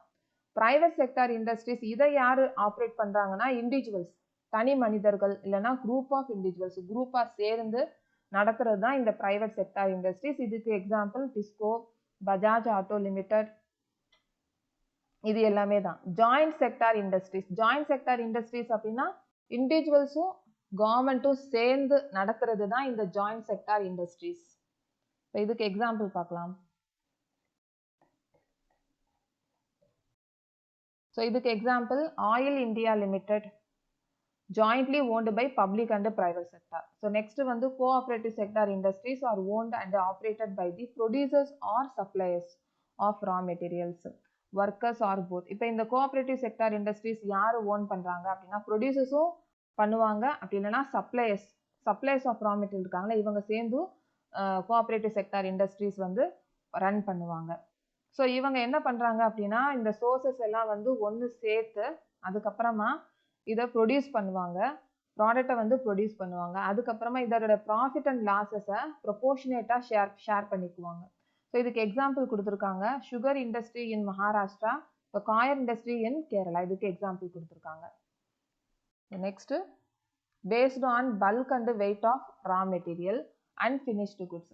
இப்போ இந்த bulk and weight of raw material, இப்போ இந்த வெயிட் ஆஃப் ரா மெட்டீரியலை பேஸ் பண்ணி இண்டஸ்ட்ரீஸை வந்து கிளாசிஃபை பண்ணியிருக்காங்க. Heavy industries such as iron and steel. இப்போ இதோட ரா மெட்டீரியல் பார்த்தோம் அப்படின்னா ஹெவி ரா மெட்டீரியலாக இருக்கும். இதோட ப்ரொடியூஸ் பண்ணக்கூடிய குட்ஸும் வந்து ஹெவி ப்ராடக்ட்ஸாக இருக்கும். ஸோ இதற்கு எக்ஸாம்பிள் அப்படின்னு பார்த்தோம் அப்படின்னா ஆயில் ஹெவி இண்டஸ்ட்ரீஸ். நெக்ஸ்ட் வந்து ஷூயிங் மிஷின் இது வந்து ஒரு ஹெவி இண்டஸ்ட்ரி. ஷிப் பில்டிங் இது ஹெவி இண்டஸ்ட்ரி. ஸோ நெக்ஸ்ட் வந்து பிராஸ்வேர் இது ஹெவி இண்டஸ்ட்ரிக்குரியது. ஸோ நெக்ஸ்ட்டு ஆட்டோமொபைல்ஸ், இதுவும் எக்ஸாம்பிளாக நம்ம சொல்லலாம். ஸோ ஹெவியாக இருக்கும், ரா மெட்டீரியல்ஸ் வந்து ஹெவியாக இருக்கும், அதற்குரிய பண்ணக்கூடிய ப்ராடக்ட்டும் வந்து ஹெவியாக இருந்துச்சுன்னா அது heavy industries. Light industries that use light raw materials and produce light goods such as electrical industries. இப்போ இந்த லைட் இண்டஸ்ட்ரீஸில் ரா மெட்டீரியல்ஸ் வந்து லைட் ரா மெட்டீரியலாக இருக்கும், அது ப்ரொடியூஸ் பண்ணக்கூடிய குட்ஸும் லைட் குட்ஸாக இருக்கும். இதுக்கு எக்ஸாம்பிள் பார்த்தோம்னா knitting needles, fuse wires, watches, electric bulbs, paint brushes, இது எல்லாமே லைட் குட்ஸ் தான். ஸோ இது வந்து நம்ம கிளாசிஃபை பண்ணியாச்சு. So next agro based industries. So இதுக்கு எக்ஸாம்பிள்ஸ் கொடுத்துருக்காங்க. Cotton, jute, silk, woollen, textiles, sugar and edible oil etcetera industries are based on agriculture raw material. So இந்த இண்டஸ்ட்ரீஸ் எல்லாம் இதுக்கு ரா மெட்டீரியல்ஸ் வந்து அக்ரிகல்ச்சரல் ரா மெட்டீரியல்ஸ். ஓகே, இப்போ இந்த டாப்பிக்கில் என்னென்ன கொஸ்டின்ஸ் ரிலேட்டடாக வருது அப்படின்றத நம்ம பார்க்கலாம். ஸோ ஃபர்ஸ்ட் வந்து classify the industries on the basis of sources of raw material.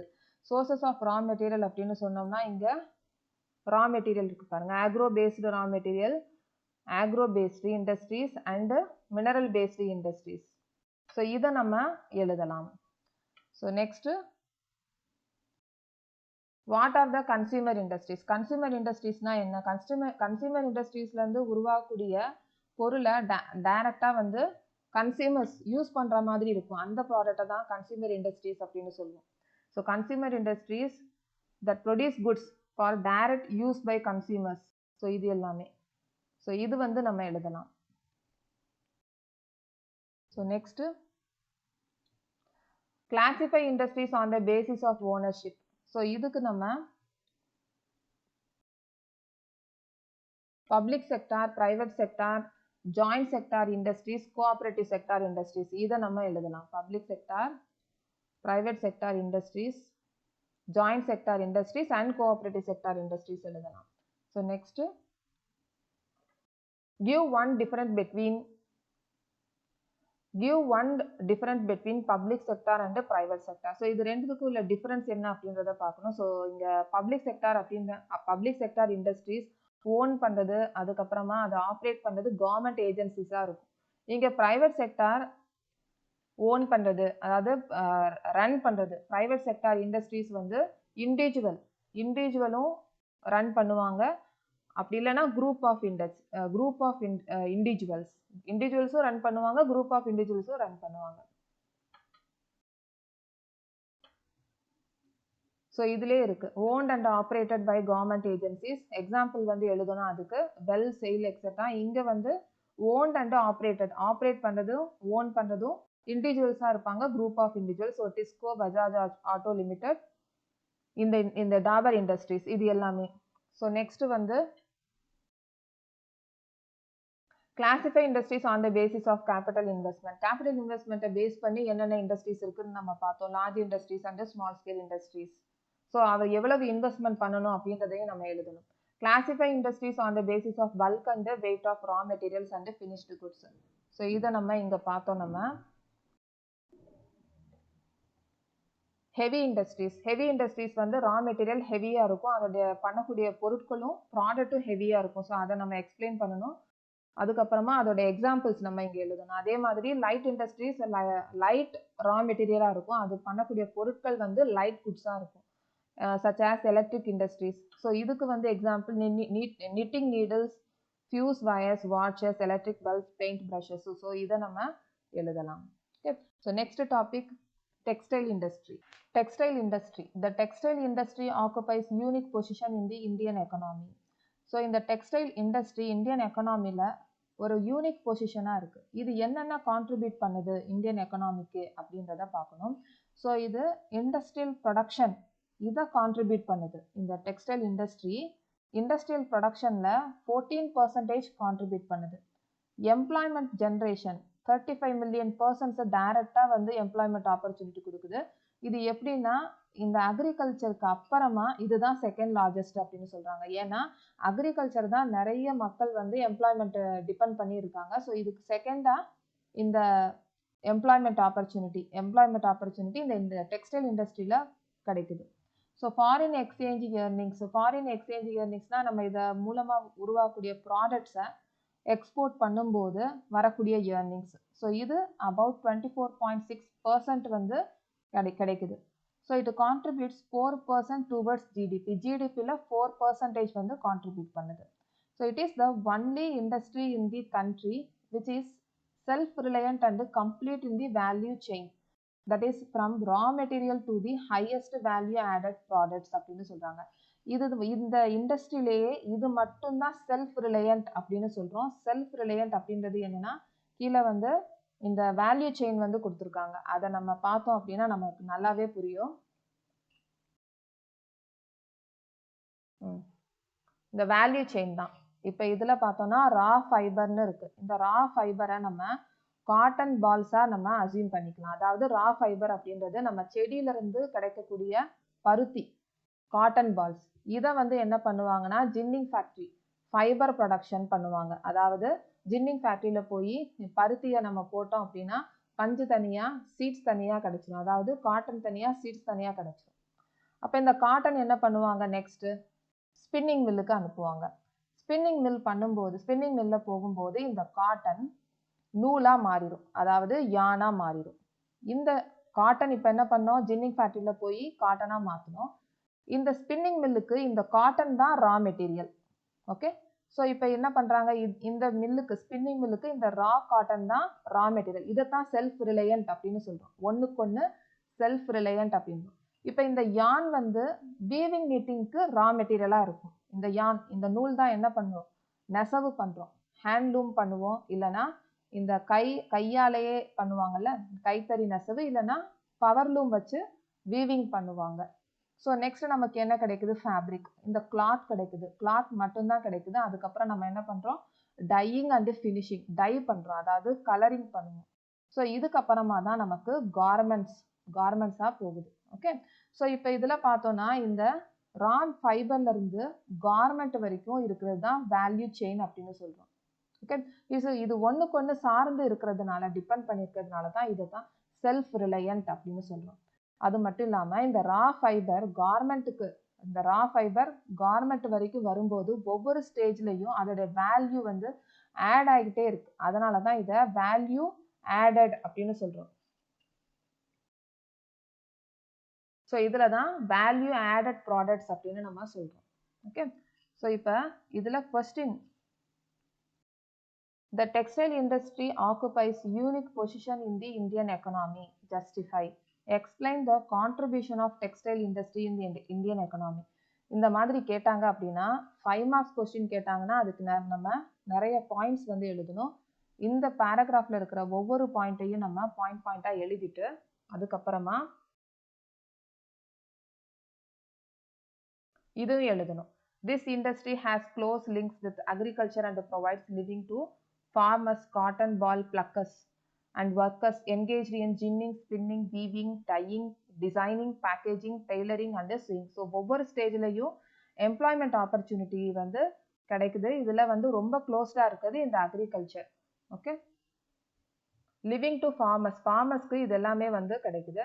So next வந்து இந்த பாயிண்ட் எழுதணும். இந்த handspun khadi provides large scale employment to weavers in their home as a cottage industry. So இந்த point எழுதணும். Next வந்து இது மூலமா கிடைக்கக்கூடிய ப்ராடக்ட், அதாவது யானை வந்து எக்ஸ்போர்ட் பண்றாங்க, எங்கெங்கெல்லாம் எக்ஸ்போர்ட் பண்றது, இந்த பாயிண்ட்டையும் நம்ம எழுதணும்.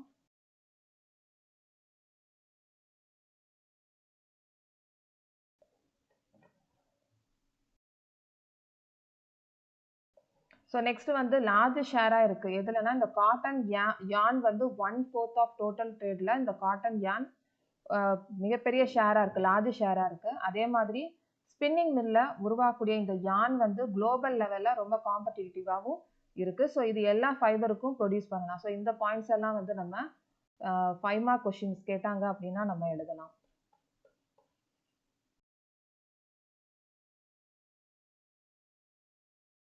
ஸோ நெக்ஸ்ட் வந்து cotton textiles. In ancient India, cotton textiles were produced with hand spinning, handloom weaving techniques. So ஆரம்ப காலத்தில் எப்படி வந்து டெக்ஸ்டைல்ஸ் ப்ரொடியூஸ் பண்ணாங்க, டெக்ஸ்டைல்ஸ் அப்படின்னா இந்த கிளாத் ஃபேப்ரிக், அது எப்படி பண்ணாங்க அப்படின்னா முதல்ல ஹேண்ட் ஸ்பின்னிங், கையால் நூல் பண்ணாங்க, அதே மாதிரி கையாலேயே நெசவு பண்ணாங்க. After the 18th century power looms game. So 18th சென்ச்சுரியில் தான் பவர் லூம் வந்தது, அதாவது மிஷின் மூலமாக பண்ணாங்க. அவர் ட்ரெடிஷ்னல் இண்டஸ்ட்ரீஸ் ஆரம்பத்தில் suffered a setback during the colonial period because they could not compete with the mill-made cloth from England. இந்த traditional industries வந்து முதல்ல கஷ்டப்பட்டாங்க, ஏன்னா இந்த இங்கிலாந்துலேருந்து பண்ணக்கூடிய ஃபேப்ரிக் வந்து மில் மேடாக இருந்தது. ஸோ அவங்க கூட போட்டி போடும்போது ரொம்பவே கஷ்டப்பட்டு தான் இருந்தாங்க. The first successful textile mill was established in Mumbai in 1854. இது வந்து 1 மார்க் கொஸ்டின்ல கேட்கறதுக்கு சான்சஸ் இருக்கு, அதனால ஞாபகத்தில் வச்சுக்கணும். The two world war were fought in Europe. India was a British colony. There was a demand for cloth in UK. Hence they gave a boost to the development of cotton textile industry. So war நடக்கும்போது அவங்களுக்கு ரொம்பவே demand தேவைப்பட்டுச்சு, அதனால இந்த textile industry, cotton textile இண்டஸ்ட்ரியை வந்து develop பண்ணணும் அப்படின்னு நினைச்சாங்க. ஸோ அதனால என்ன பண்ணாங்கன்னா ஏர்லி இயர்ஸ்ல இந்த காட்டன் டெக்ஸ்டைல் இண்டஸ்ட்ரியை எங்க கான்சென்ட்ரேட் பண்ணாங்க, எங்க பண்ணலாம் அப்படின்றத. ஸோ அப்போ மகாராஷ்டிரா அண்ட் குஜராத் இங்கே தான் வந்து முதல்ல ஆரம்பிச்சாங்க. Cotton textile industry concentrated in the cotton growing belt of Maharashtra and Gujarat. ஏன் இங்கே ஆரம்பிச்சாங்க, எதனால அப்படின்றத கீழே போட்டிருக்காங்க. என்னென்ன ஃபேக்டர்ஸ், காரணம் என்ன அப்படின்றத பார்க்கலாம். Availability of raw cotton, market, transport including accessible port facilities, labour, moist climate etcetera contributed towards its localisation. So எதனால அப்படின்றதுனா இங்கே வந்து நல்லா ரா காட்டன் விளையுது, மார்க்கெட் பண்ணலாம், டிரான்ஸ்போர்ட் ஃபெசிலிட்டிஸ் வந்து இருக்குது, போர்ட் ஃபெசிலிட்டிஸ் இருக்குது, இந்த காட்டன் விளையக்கூடிய நல்ல மாய்ஸ்ட் கிளைமேட் இருக்குது. ஸோ இதனால் மகாராஷ்டிரா அண்ட் குஜராத்தில் வந்து காட்டன் டெக்ஸ்டைல் மில்லை கான்சென்ட்ரேட் பண்ணாங்க. So this industry has close links with agriculture and provides living to farmers. So இந்த இண்டஸ்ட்ரி மூலமாக ஃபார்மர்ஸுக்கு வந்து நல்ல ஒரு எம்ப்ளாய்மெண்ட் ஆப்பர்ச்சுனிட்டி கிடைச்சிது. யார் யாருக்கு அப்படின்னா காட்டன் பால் பிளக்கர்ஸ், அந்த பயிரை வந்து பறிப்பாங்கல்ல, காட்டன் பறிக்கிறவங்க தான் காட்டன் பால் பிளக்கர்ஸ் அப்படின்னு சொல்கிறோம். And workers engaged in ginning, இந்த காட்டனையும் சீடையும் பிரிக்கக்கூடிய factory ginning factory. Spinning mill யான் பண்ணுது. வீவிங் நெசவு பண்ணுது. டையிங் கலரிங் பண்ணுறாங்க. டிசைனிங் பேக்கேஜிங், எங்கேயாச்சும் வந்து ஒரு இடத்துலேருந்து இன்னொரு இடத்துக்கு போகும்போது என்ன பண்ணுவாங்க, பேக்கேஜ் பண்ணுவாங்க. Tailoring and chewing. ஸோ இது எல்லாமே வந்து இண்டஸ்ட்ரி வந்து லிங்காக இருக்குது அக்ரிகல்ச்சரோட. The industry by creating demands support many other industries such as chemicals and dyes, mill stores, packaging, materials and engineering works. So இந்த இண்டஸ்ட்ரீஸ் எல்லாம் சப்போர்ட் பண்ணக்கூடிய இண்டஸ்ட்ரீஸ் வந்து கொடுத்துருக்காங்க. இப்போ கெமிக்கல் அண்ட் டைஸ், இந்த இண்டஸ்ட்ரி யாரை சப்போர்ட் பண்ணுது? டையிங். இந்த மில் ஸ்டோர்ஸ் பேக்கேஜிங் வந்து இங்கே நம்ம பேக்கேஜ் பண்ணோம்னா, ஸோ இந்த இண்டஸ்ட்ரி சப்போர்ட் பண்ணுது. ஸோ இந்த மாதிரி ஒவ்வொரு இந்த இண்டஸ்ட்ரிக்கு வந்து டிமாண்ட் அண்ட் சப்போர்ட் வந்து கொடுக்குறாங்க. ஸோ இப்போ நம்ம இதுக்கு ரிலேட்டடாக கொஸ்டின் பார்க்கலாம். List the factors which favoured the location and concentration of cotton textile industry in Maharashtra and Gujarat in early years. So என்ன ஃபேக்டர்ஸ் வந்து கேட்டிருக்காங்க. ஸோ இதுக்கு நம்ம availability of raw cotton, market, transport, இது எல்லாமே எழுதலாம். லோக்கலைசேஷன் இது வரைக்கும் நம்ம எழுதலாம். ஸோ நெக்ஸ்ட் வந்து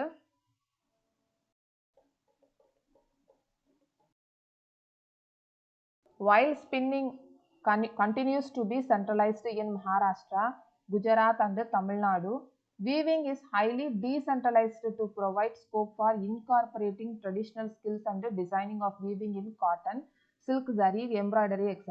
இப்போ ஸ்பின்னிங் பண்ணுறது அப்படின்னா சென்ட்ரலைஸ்ட் அப்படின்னு சொல்கிறாங்க. ஏன்னா இந்த மகாராஷ்டிரா, குஜராத், தமிழ்நாடு இங்கெல்லாம் வந்து யான் ஒரே மாதிரி தான் இருக்கும். ஆனால் வீவிங் அப்படின்னு சொல்லும்போது அது டீசென்ட்ரலைஸ்ட் அப்படின்னு சொல்கிறாங்க. ஏன்னா ஒவ்வொரு ரீஜன்லையும் ஒவ்வொரு ட்ரெடிஷ்னல் இருக்கும். ஸோ அது பண்ணும்போது ஒவ்வொன்றும் வேறு மாதிரி இருக்கும். So India has the world class production in spinning இருக்கும். But weaving supplies low quality of fabric as it cannot use much of the high quality of yarn produced in the country. இப்போ இந்த இந்தியாவில் produce பண்ணக்கூடிய யான் வந்து ரொம்ப high குவாலிட்டியாக இருக்கும். ஆனால் வீவிங் பண்ணும்போது லோ குவாலிட்டி யான் வச்சு ப்ரொடியூஸ் பண்ணுறதுனால லோ குவாலிட்டி ஃபேப்ரிக் தான் இருக்குது. Weaving is done by handloom, powerloom and mills. So வீவிங்கை வந்து ஹேண்ட்லூமும் பண்ணலாம், பவர்லூம் வச்சும் பண்ணலாம், மில்ஸில் பண்ணுறாங்க. ஸோ இப்போ இதுக்கு ரிலேட்டடான கொஸ்டின் வந்து பார்க்கலாம். Write two major difference between the weaving and the spinning sectors of cotton textile industry. So இதுக்கு நம்ம ரெண்டு டிஃபரன்ஸ் வந்து எழுதலாம். ஃபர்ஸ்ட் டிஃபரன்ஸ் என்னன்னா, ஸ்பின்னிங்கில் வந்து சென்ட்ரலைஸ்டாக இருக்குது. ஸோ எல்லாமே வந்து ஒரே மாதிரி இருக்கும். பட் வீவிங்லன்னு சொல்லும்போது ட்ரெடிஷ்னல் வைஸாக வந்து பண்ணுறதுனால அது டீசென்ட்ரலைஸ்டாக இருக்குது. ஸோ இது ஒரு பாயிண்ட்டை நம்ம எழுதலாம். ஸோ நெக்ஸ்ட் வந்து செகண்ட் பாயிண்ட்ல ஸ்பின்னிங்கில் வந்து யான் வந்து குவாலிட்டி ஹை குவாலிட்டியாக இருக்கும். ஆனால் வீவிங்கில் பார்த்தோம் அப்படின்னா லோ குவாலிட்டி யானை யூஸ் பண்ணி ஃபேப்ரிக் பண்ணுறதுனால இந்த ஃபேப்ரிக் வந்து லோ குவாலிட்டியாக இருக்கும். ஸோ இந்த ரெண்டு பாயிண்ட்ஸையும் நம்ம எழுதலாம். ஸோ நெக்ஸ்ட் வந்து the handspun khadi provides large scale employment to weavers in their homes as a cottage industry. Handspun அப்படின்னா கையாலேயே நூல் பண்ணுவாங்க, அது காதி அப்படின்னு சொல்கிறாங்க. ஸோ இது வந்து வீவர்ஸ்க்கு எம்ப்ளாய்மெண்ட் ஆப்பர்ச்சுனிட்டி கிடைக்குது. இந்த காட்டேஜ் இண்டஸ்ட்ரி அப்படின்னு சொல்கிறாங்க. ஸோ நெக்ஸ்ட் வந்து இந்த யான் எங்கெங்க எக்ஸ்போர்ட் பண்ணுறாங்க அப்படின்றத கொடுத்துருக்காங்க. India exports yarn to Japan. Other importers of cotton goods from India are USA, UK, Russia, France, east European countries, Nepal, Singapore, Sri Lanka and African countries. இவங்கெல்லாம் இம்போர்ட் பண்ணுறாங்க. எங்கேருந்து இம்போர்ட் பண்ணுறாங்கன்னா இந்தியாவிலேருந்து இம்போர்ட் பண்ணுறாங்க. ஸோ இது வந்து கொஸ்டின் வந்து கேட்கலாம். இப்போ கொஸ்டினில் name the main countries to which India exports its cotton yarn and cotton goods. So இந்த countries எல்லாம் நம்ம எழுதலாம். So next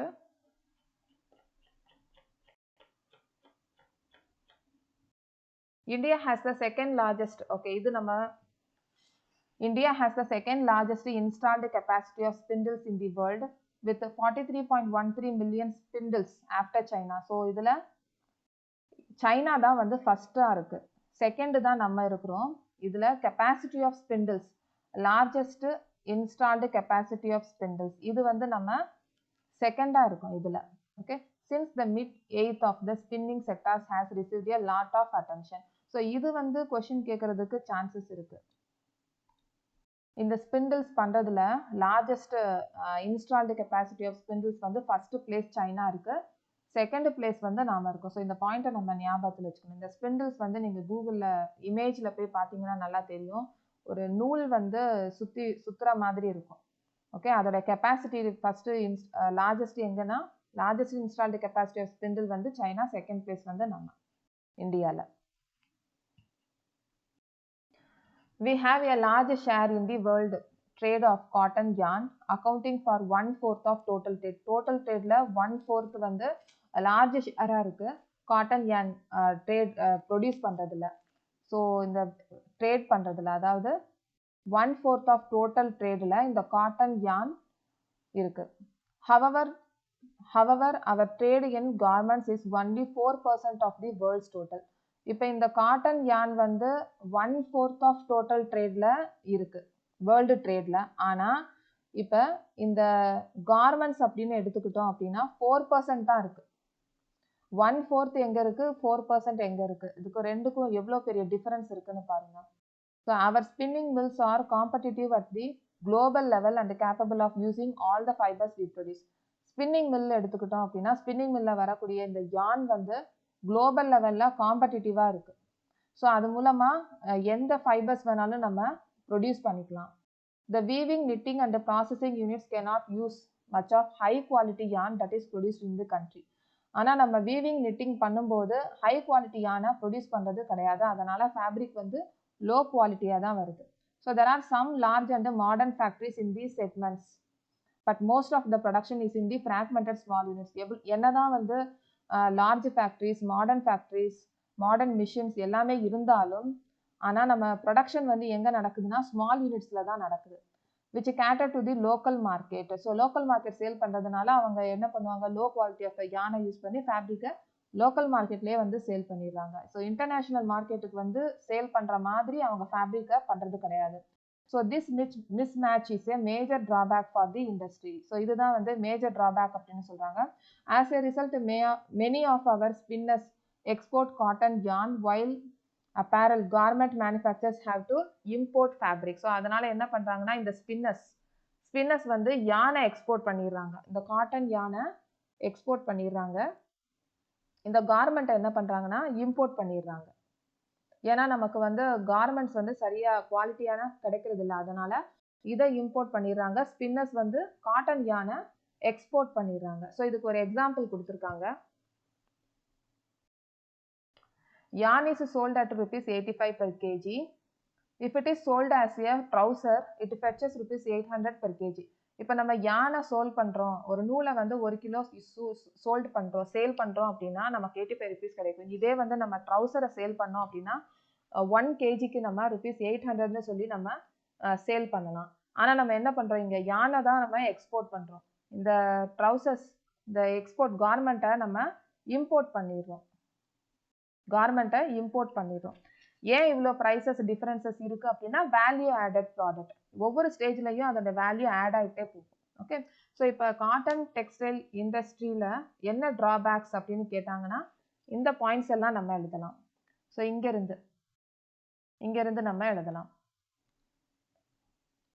We have largest share in the world trade of cotton yarn, accounting for 1/4 of total trade. So இதுலேருந்து நம்ம எழுதலாம். இப்போ cotton large share வந்து இருந்தாலும் காட்டன் யான் 1/4 ஆஃப் டோட்டல் ட்ரேடில் காட்டன் யான் வந்து லார்ஜ் ஷேர். ஆனால் கார்மெண்ட்ஸில் பார்த்தோம்னா வேர்ல்டு ட்ரேடில் 4% தான் இருக்குது. ஸோ இங்கே ஸ்பின்னிங் மில் வந்து என்னதான் ஒரு குளோபல் லெவலில் காம்படிட்டிவ் லெவலில் யான் வந்து ப்ரொடியூஸ் பண்ணாலும் நான் வீவிங் knitting பண்ணும்போது அதோட ஃபேப்ரிக் வந்து லோ குவாலிட்டியாக இருக்குது. ஓகே, இந்த பாயிண்ட் எழுதலாம். தேர்டு வந்து என்னதான் மாடர்ன் அண்டு லார்ஜ் ஃபேக்ட்ரிஸ் இருந்தாலும் நிறைய ப்ரொடக்ஷன் வந்து ஸ்மால் யூனிட்ஸில் தான் நடக்குது. அதுவும் அவங்க லோக்கல் மார்க்கெட்லேயே வந்து சேல் பண்ணிடுறாங்க. அதனால் அவங்க ஹை குவாலிட்டியாக ஃபேப்ரிக்கை கொடுக்க முடியறதில்ல. ஸோ அதனால தான் இங்கே வந்து என்ன பண்ணுறாங்க, ஸ்பின்னர்ஸ் வந்து எக்ஸ்போர்ட் பண்ணுறாங்க காட்டன் யானை, இங்கே வந்து கார்மெண்ட் மேனுஃபேக்சர்ஸ் வந்து இம்போர்ட் பண்ணுறாங்க ஃபேப்ரிக். ஸோ இது எல்லாமே வந்து drawback of cotton textile industry. So இதுக்கு கொஸ்டின் வந்து what are the major drawback of cotton industry. So இந்த கொஸ்டினுக்கு நம்ம இந்த பேராகிராஃப் எழுதலாம். நீங்கள் பாயிண்ட்ஸாக நான் எழுதணும். ஓகே, ஸோ இந்த பாயிண்ட்ஸ் எல்லாம் எழுதணும் நம்ம. ஸோ நெக்ஸ்ட் வந்து what are the problems faced by the cotton industry, என்னென்ன ப்ராப்ளம்ஸ் ஃபேஸ் பண்ணுறாங்க. So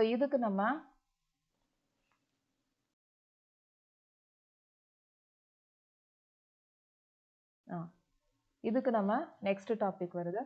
Although we have made significant increase in the production of good quality long staple cotton,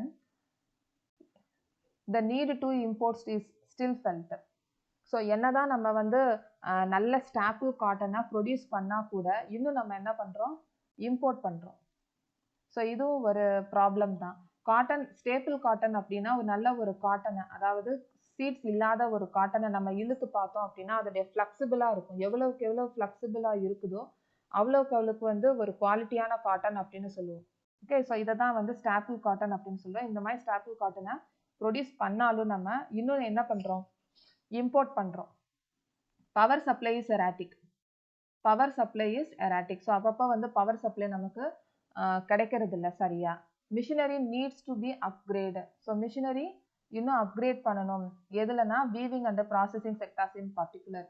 so weaving processing பண்ணும்போது use பண்ணக்கூடிய இந்த மிஷினரியை வந்து upgrade பண்ணணும்னு சொல்கிறாங்க. So other problems are the low output of labour and stiff competition with the synthetic fibre industry. So இன்னொரு problem என்னென்னா labours வந்து நிறைய இருப்பாங்க, ஆனால் அவுட்புட் ப்ரொடக்ஷன் வந்து கம்மியாக இருக்கும். ஸோ இதுக்கு முக்கியமான இந்த காட்டன் இண்டஸ்ட்ரிக்கு முக்கியமான காம்படிஷன் யார் அப்படின்னா சிந்தட்டிக் ஃபைபர் இண்டஸ்ட்ரி. இவங்க வந்து ரொம்ப காம்படிட்டிவாக இருக்காங்க.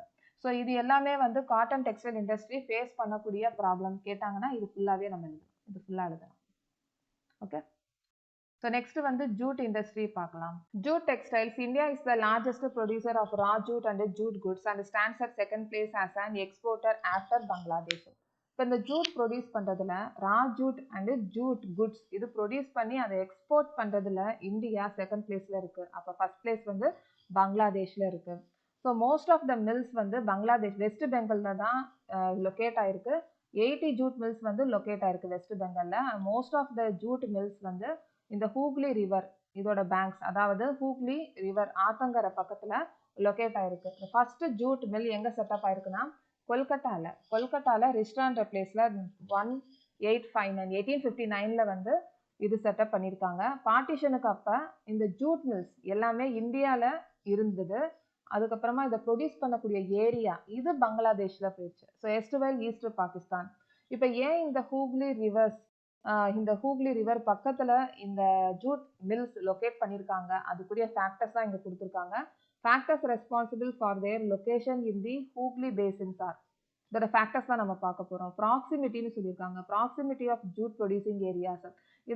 இந்த மேனுஃபேக்சர் அதாவது ப்ரொடியூஸ் பண்ணக்கூடிய இடம் அதுக்கு என்னென்ன தேவைப்படுதோ அது எல்லாமே பக்கத்தில் இருக்குது. அதான் ப்ராக்சிமிட்டின்னு சொல்கிறாங்க. Inexpensive water transport. So water transport பண்ணதுக்கு ரொம்பவே சீப்பாகவே இருக்குது. இன்எக்ஸ்பென்சிவ்னு சொல்கிறாங்க. Supported by a good network of railways, roadways and waterways to facilitate movement of raw material to the mills. இப்போ ரா மெட்டீரியல் வந்து ஒரு இடத்துல இருக்கும், அதை ப்ராசஸ் பண்ணக்கூடிய மில்லு வந்து வேற இடத்துல இருக்கும். அப்போ அதுக்குரிய நெட்வொர்க் ஒரு இடத்துலேருந்து இன்னொரு இடத்துக்கு கொண்டு போகக்கூடிய வசதி ரோட்வேஸ், ரயில்வேஸ், வாட்டர்வேஸ் இது எல்லாமே சப்போர்ட் பண்ணுது. abundant water for processing raw jute. இப்போ இந்த ரா ஜூட்டை ப்ராசஸ் பண்ணணும்னா வாட்டர் நிறைய தேவைப்படும். ஆனால் இங்கே ரிவர் பக்கத்தில் இருக்கிறதுனால அதுவும் சப்போர்ட் பண்ணுது. அதுவும் ஒரு ரீசன் தான். cheap labor from West Bengal and the adjoining states of Bihar, Orissa and Uttar Pradesh. So இப்போ இந்த ஜூட் ப்ரொடியூஸ் பண்ணுறதுக்கு லேபர்ஸ் தேவைப்படுறாங்க. ஸோ இந்த லேபர்ஸ் எல்லாமே சீப் லேபர்ஸ் அப்படின்னு சொல்கிறாங்க. இவங்க எங்கேருந்து வர்றாங்கன்னா west Bengal, adjoining states of Bihar, Orissa, Uttar Pradesh. So இந்த இடத்துல இருந்து வர்றாங்க. Kolkata as a large urban center provides banking, insurance and port facilities for export of jute goods. இப்போ இது கொல்கத்தாவில் இந்த அர்பன் சென்டராக இருக்கிறதுனால, கொல்கத்தா இப்போ ஒரு அர்பன் சென்டராக இருக்கிறதுனால பேங்கிங் ஃபெசிலிட்டி பண்ணுது, இன்சூரன்ஸ் ஃபெசிலிட்டி பண்ணுது, ப்ரொடியூஸ் பண்ணக்கூடிய இந்த ஜூட்டை எக்ஸ்போர்ட் பண்ணுறதுக்குரிய ஃபெசிலிட்டிஸ் பண்ணுது. In 2010 to 2011, the jute industry was supporting 3.7 lakh workers directly and another 40 lakhs of small and marginal farmers who were engaged in cultivation of jute and mesta. இப்போ இது employment opportunity பற்றி சொல்கிறாங்க. இப்போ 3.7 lakh workers டைரெக்டாக வந்து employee பண்ணுறாங்க, அதாவது வேலை கிடைக்குது அவங்களுக்கு.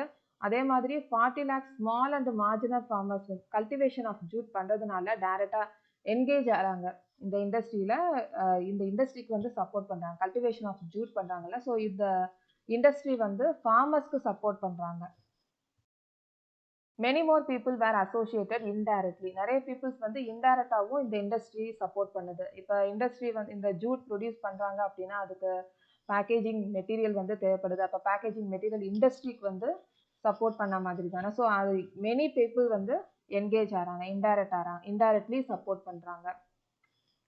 Challenges faced by the industry, இப்போ இந்த இண்டஸ்ட்ரி என்னென்ன ப்ராப்ளம்ஸ் ஃபேஸ் பண்ணுது அப்படின்றத பார்க்கலாம்.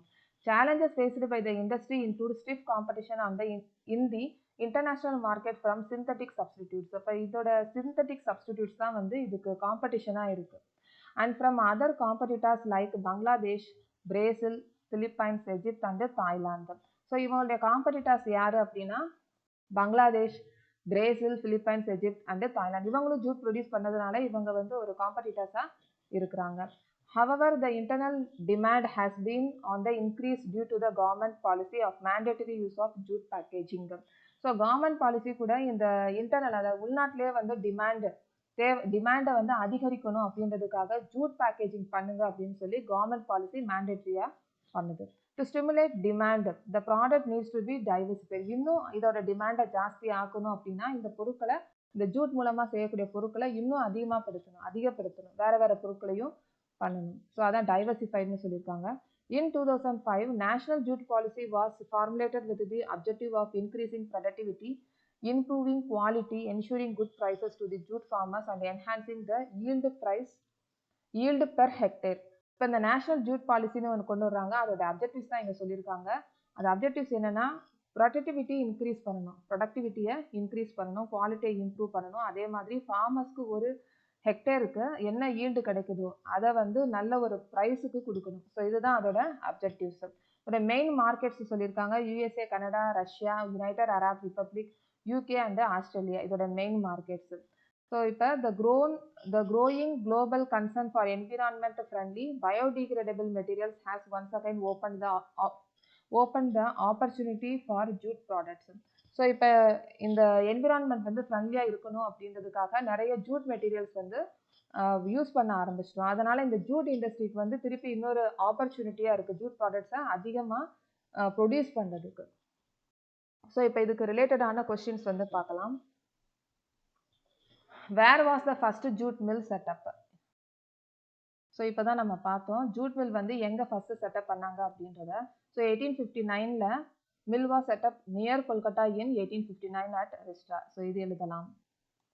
ஸோ நெக்ஸ்ட் வந்து what happen to jute production after partition? After partition அப்போ ஜூட் ப்ரொடக்ஷன் என்ன ஆச்சு அப்படின்னு கேட்டிருக்காங்க. ஸோ இதில் வந்து ஆஃப்டர் பார்ட்டிஷன் அப்போ இந்த ஜூட் ப்ரொடியூஸ் பண்ணக்கூடிய மில் வந்து இந்தியாவில் இருந்தது, ஆனால் ப்ரொடியூசிங் ஏரியா பங்களாதேஷ்க்கு போயிடுச்சு. ஸோ இது எழுதலாம். ஸோ நெக்ஸ்ட் வந்து what was the objective of national jute policy formulated in 2005? National jute policy எதுக்காக உருவாச்சு, அதோட அப்ஜெக்டிவ்ஸ் வந்து என்னன்னு கேட்டிருக்காங்க. ஸோ இப்போ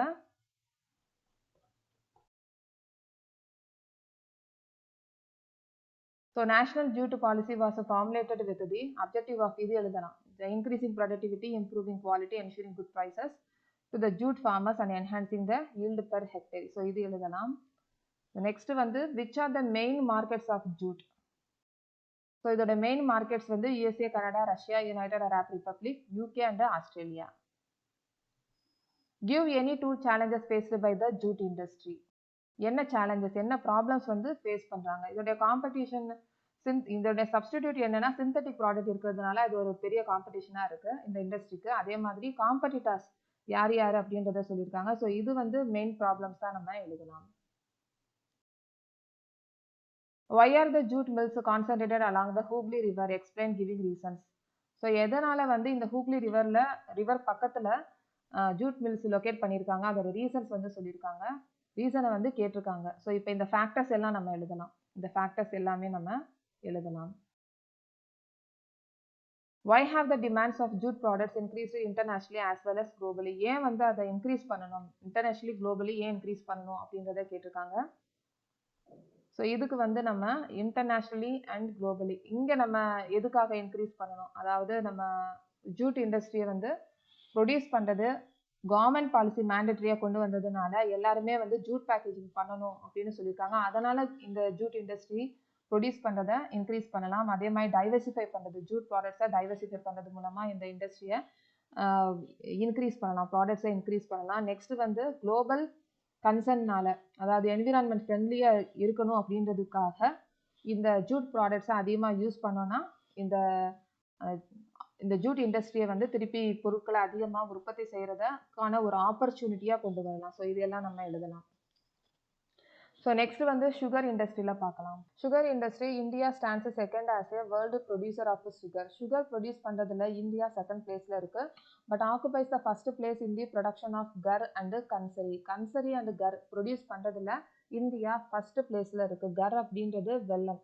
The raw material used in this industry is bulky and in haulage its sucrose content reduces அப்படின்னு சொல்கிறாங்க. இப்போ யூஸ் பண்ணக்கூடிய இந்த ரா மெட்டீரியல் சுகர் கேன், கரும்பு, இது ரொம்ப பருமனாக இருக்குது, அதாவது வெயிட்டாகவும் இருக்குது. இன் ஹாலேஜ் அப்படின்னா டிரான்ஸ்போர்ட் பண்ணும்போது சுக்ரோஸ் கண்டென்ட், அந்த இனிப்பு சுவை வந்து குறைஞ்சிரும். ஸோ இது வந்து இந்த இண்டஸ்ட்ரியில் ஃபேஸ் பண்ணக்கூடிய சேலஞ்சஸில் இதுவும் ஒன்று. Where should be the mills be ideally located. அப்போ இந்த மில்லை வந்து எங்கெல்லாம் லொக்கேட் பண்ணலாம்? In 2010 to 11, there were over 662 sugar mills in the country spread over the Uttar Pradesh, Bihar, Maharashtra, Karnataka, Tamil Nadu, Andhra Pradesh and Gujarat along with Punjab, Haryana and Madhya Pradesh. So இந்த இடத்துல எல்லாம் 2010 and 11க்குள்ள 662 sugar mills வந்து locate பண்ணியிருக்காங்க. So 60% of mill வந்து எங்கே இருக்குன்னா உத்தர் பிரதேஷ்லையும் பீகார்லையும் இருக்குது. So இந்த இண்டஸ்ட்ரி சீசனல் இண்டஸ்ட்ரியாக இருக்குது. அதனால் கோஆப்ரேட்டிவ் செக்டார்ஸ்க்கு தான் ரொம்ப சூட்டபுளாக இருக்குது. ஏன் கோஆப்ரேட்டிவ் செக்டாருக்கு சூட்டபுளாக இருக்குது? ஸோ இதோட ரீசன்ஸ் வந்து சொல்லியிருக்காங்க. இன் ரீசெண்ட் இயர்ஸில் இந்த மில்லை சவுதர்ன் அண்ட் வெஸ்டர்ன் ஸ்டேட்ஸில் தான் கான்சன்ட்ரேட் பண்ணுறாங்க. இந்த மில்லை இங்கே தான் ஷிஃப்ட் பண்ணணும் அப்படின்ற ஒரு கான்சன்ட்ரேஷனை கொண்டு வர்றாங்க. ஏன் அப்படின்ற ரீசனையும் சொல்லியிருக்காங்க, எஸ்பெஷலி இன் மகாராஷ்டிரா. ஸோ இங்கே ப்ரொடியூஸ் பண்ணக்கூடிய சுகர் கேன் அதுக்கு ஹையர் சுக்ரோஸ் கண்டென்ட் வந்து ஜாஸ்தியாக இருக்குது. ஸோ ஹையர் சுக்ரோஸ் கண்டென்ட் ஜாஸ்தியாக இருக்கிறதுனால இதோட ப்ரொடக்ஷன் சுகரும் வந்து ஜாஸ்தியாக இருக்கும். The cooler climate also ensures the long crushing season. இந்த கூல் கிளைமேட் இருக்கிறதுனால லாங்கர் க்ரஷிங் சீசனாக இருக்கும். அதாவது அதோடைய டைம், ப்ரொடியூஸ் பண்ணக்கூடிய டைம் கொஞ்சம் வந்து எக்ஸ்டெண்டாக இருக்கும். Moreover, the cooperatives are more successful in these states. So இந்த கோஆப்ரேட்டிவ்ஸ் வந்து ரொம்ப சக்ஸஸ்ஃபுல்லாக இருக்கிறதுனால இந்த ஸ்டேட்ஸில் இந்த மில்லை வந்து லொக்கேட் பண்ணுறாங்க. ஏன் வந்து சொல்கிறாங்க கோஆப்ரேட்டிவ்ஸ் ரொம்ப சக்ஸஸ்ஃபுல்லாக இருக்குன்னு? இங்கே இருக்கிற ஃபார்மர்ஸ் வந்து என்ன பண்ணுவாங்கன்னா 6 மாதம் தான் இது விளையும் அப்படின்னு வச்சுக்கலாம். இப்போ 6 மாதம் தான் விளையுதுன்னு வச்சுக்கோங்க. அப்போ 6 மாதம் என்ன பண்ணுவாங்க, அந்த கரும்பை எடுத்து அவங்களே அந்த மில்லில் சுகரை ப்ரொடியூஸ் பண்ணிடுவாங்க. ஸோ அதனால தான் இந்த கோஆப்ரேட்டிவ்ஸ் வந்து ரொம்ப சக்ஸஸ்ஃபுல்லாக இருக்குன்னு சொல்கிறாங்க. Major challenges include the seasonal nature of the industry. So இங்கே இந்த இண்டஸ்ட்ரியில் ஃபேஸ் பண்ணக்கூடிய ப்ராப்ளம் தான் சொல்லியிருக்காங்க. என்ன ப்ராப்ளம் அப்படின்னா, இதில் சீசனல் நேச்சர் ஆஃப் இண்டஸ்ட்ரி அப்படின்னு சொல்லியிருக்கிறதுனால இங்கே லேபர்ஸ் வந்து கிடைக்கிறது ரொம்ப டிஃபிகல்ட்டாக இருக்கும். Old and inefficient methods of production. Inefficient methods of production இருக்கிறதுனால ப்ரொடக்ஷன் வந்து கம்மியாக இருக்கும். Transport delay in reaching cane to factories. இப்போ இந்த சுகர் கேன் ஃபீல்டில் இருந்து ஃபேக்ட்ரிஸ்க்கு கொண்டு வரும்போது டிரான்ஸ்போர்ட் டைம் ஜாஸ்தியாக ஆயிடுச்சு அப்படின்னா அதோடைய சுக்ரோஸ் கண்டென்ட் வந்து கம்மியாயிரும். ஸோ சுக்ரோஸ் கண்டென்ட் கம்மியாயிருச்சு அப்படின்னா ப்ரொடக்ஷன் வந்து கம்மியாயிரும். And need to maximise the use of bagasse. So இந்த பகேஸ் அப்படின்றது என்னன்னா, கரும்பு பிழிஞ்சதுக்கு அப்புறமா சக்கை இருக்கும். அந்த சக்கையில இருந்து தான் பேப்பர் வந்து ப்ரொடியூஸ் பண்ணுவாங்க, ஃபியூயலுக்கும் யூஸ் பண்ணுவாங்க. இதோட யூசஸை இன்னும் மேக்ஸிமைஸ் பண்ணணும் அப்படின்னு சொல்றாங்க. ஸோ இதுக்கு ரிலேட்டடான டாப்பிக்கை பார்க்கலாம். Where does India stand in sugar production. சுகர் ப்ரொடக்ஷனில் எந்த பிளேஸில் இருக்குது அப்படின்னு கேட்டிருக்காங்க. ஸோ இந்தியா வந்து செகண்ட் பிளேஸில் இருக்குது. What are the challenges faced by the sugar industry. என்ன சேலஞ்சஸ் வந்து ஃபேஸ் பண்ணுது அப்படின்னு கேட்டிருக்காங்க. ஸோ இப்போ நம்ம ஆரம்பத்திலே பார்த்தோம், இது வந்து பல்கியாக இருக்கிறதுனாலையும் ஹாலேஜின்னு சுகர் கண்டென்ட் ரெடியூஸ்னு சொன்னோம். ஸோ இந்த பாயிண்ட்டை எழுதலாம்.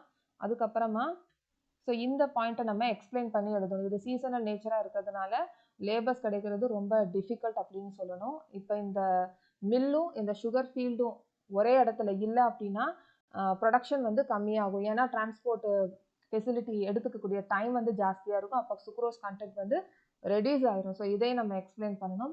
இன்எஃபிஷியன்ட் மெத்தட்ஸ் ஆஃப் ப்ரொடக்ஷனாக இருந்துச்சு அப்படின்னா ப்ரொடக்ஷனும் வந்து கம்மியாக இருக்கும். ஸோ இந்த பாயிண்ட்ஸ் எல்லாம் நம்ம எழுதணும். அதுக்கப்புறமா இந்த bagasse and need to maximise the use of bagasse இதையும் எழுதலாம்.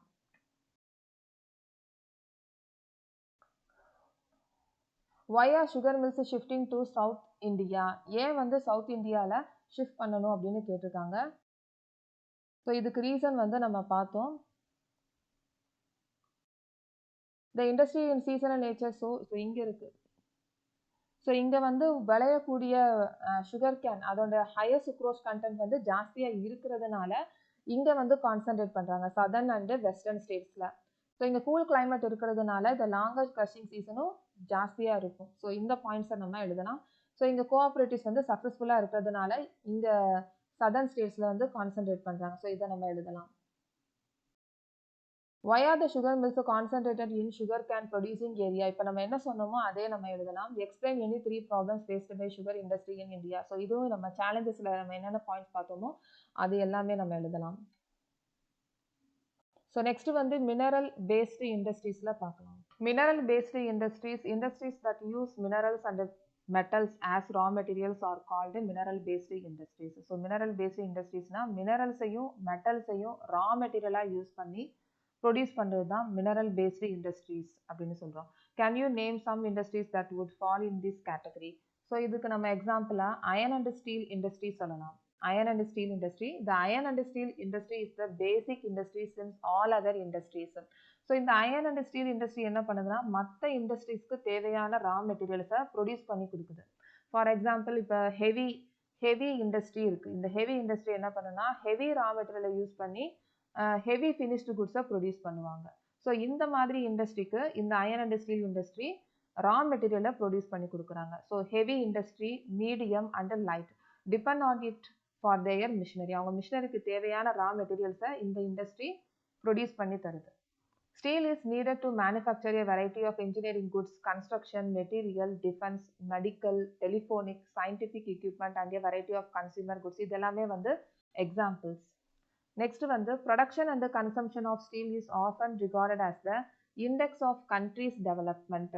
ஸோ இந்த ப்ரொடக்ஷன் இந்த ப்ரொடியூஸ் பண்ணுறோம்ல அயன் அண்ட் ஸ்டீல் ப்ரொடியூஸ் பண்ணுறதுலையும் கன்சம்ஷன் பண்ணுறதுலையும் பொறுத்து தான் ஒரு கண்ட்ரியோட டெவலப்மெண்ட் இருக்குன்னு சொல்லியிருக்காங்க. ஸோ இதுக்கு வந்து நம்ம இந்த பேராகிராஃபை நம்ம எழுதிடலாம்.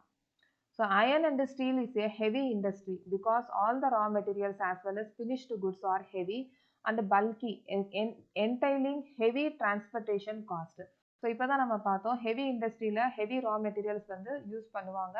அதோடைய மெட்டீரியல் ஃபினிஷ்டு குட்ஸும் வந்து ஹெவியாக இருக்கும். அதனால் டிரான்ஸ்போர்ட்டேஷன் காஸ்ட்டும் ஹெவியாக இருக்கும். ஸோ இப்போ what is mean by heavy இண்டஸ்ட்ரினா இதை நம்ம எழுதிடலாம். Iron ore, coking coal and limestone are required in the ratio of approximately 4:2:1. So இந்த 3 மெட்டீரியல் இதை சேர்த்து தான் வந்து அயன் பண்ணுறாங்க. இதோட ப்ரொபோர்ஷன் வந்து கொடுத்துருக்காங்க. Some quantities of manganese are also required to harden steel. ஸ்டீலை வந்து ஹார்டன் பண்ணுறதுக்கு மேங்கனீஸை ஆட் பண்ணுறாங்க. So where should the steel plants be ideally located? அப்போ இந்த ஸ்டீல் பிளான்ஸை எங்கே லொக்கேட் பண்ணலாம் அப்படின்னு கேட்டிருக்காங்க.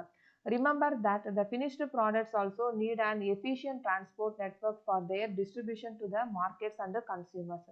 ஸோ இந்த ஃபினிஷ்டு ப்ராடக்ட்ஸை வந்து மார்க்கெட்ஸை கொண்டு போகிறதுக்கு எஃபிஷியன்ட் டிரான்ஸ்போர்ட் வந்து தேவைப்படுது. In 2010-11, with 72.2 million tons of steel production வந்து பண்ணியிருக்காங்க. India ranked 4th among the world crude steel producers. It is the largest producer of sponge iron. In 2010-11, per capita consumption of steel in the country was only around 49 kg per annum against the world's average of 182 kg. So இப்போ இந்த world ஆவரேஜோட compare பண்ணும்போது இந்த per capita consumption வந்து நம்ம இந்தியாவில் ரொம்ப கம்மியாகவே இருக்குது.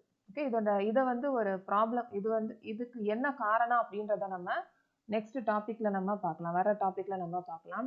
இங்கே process of manufacture of steel கொடுத்துருக்காங்க. ஸோ இப்போ இந்த பிளான்ட் அப்படின்னு சொல்லியிருக்காங்க. பிளான்ட் அப்படின்னா இண்டஸ்ட்ரியல் சைட். முதல்ல இண்டஸ்ட்ரியல் சைட்டுக்கு ரா மெட்டீரியல்ஸை டிரான்ஸ்போர்ட் மூலமாக கொண்டு வரணும். ஓகே, ஸோ நெக்ஸ்ட் வந்து பிளாஸ்ட் ஃபர்னஸ். ஸோ இங்கே வந்து அயன் ஓர், லைம்ஸ்டோன், அதுக்கப்புறமா கோக், இதை 3 சேர்த்து தான் பண்ணுறாங்க. இதில் கோக் வந்து பர்ன்ட் ஆயிடுது.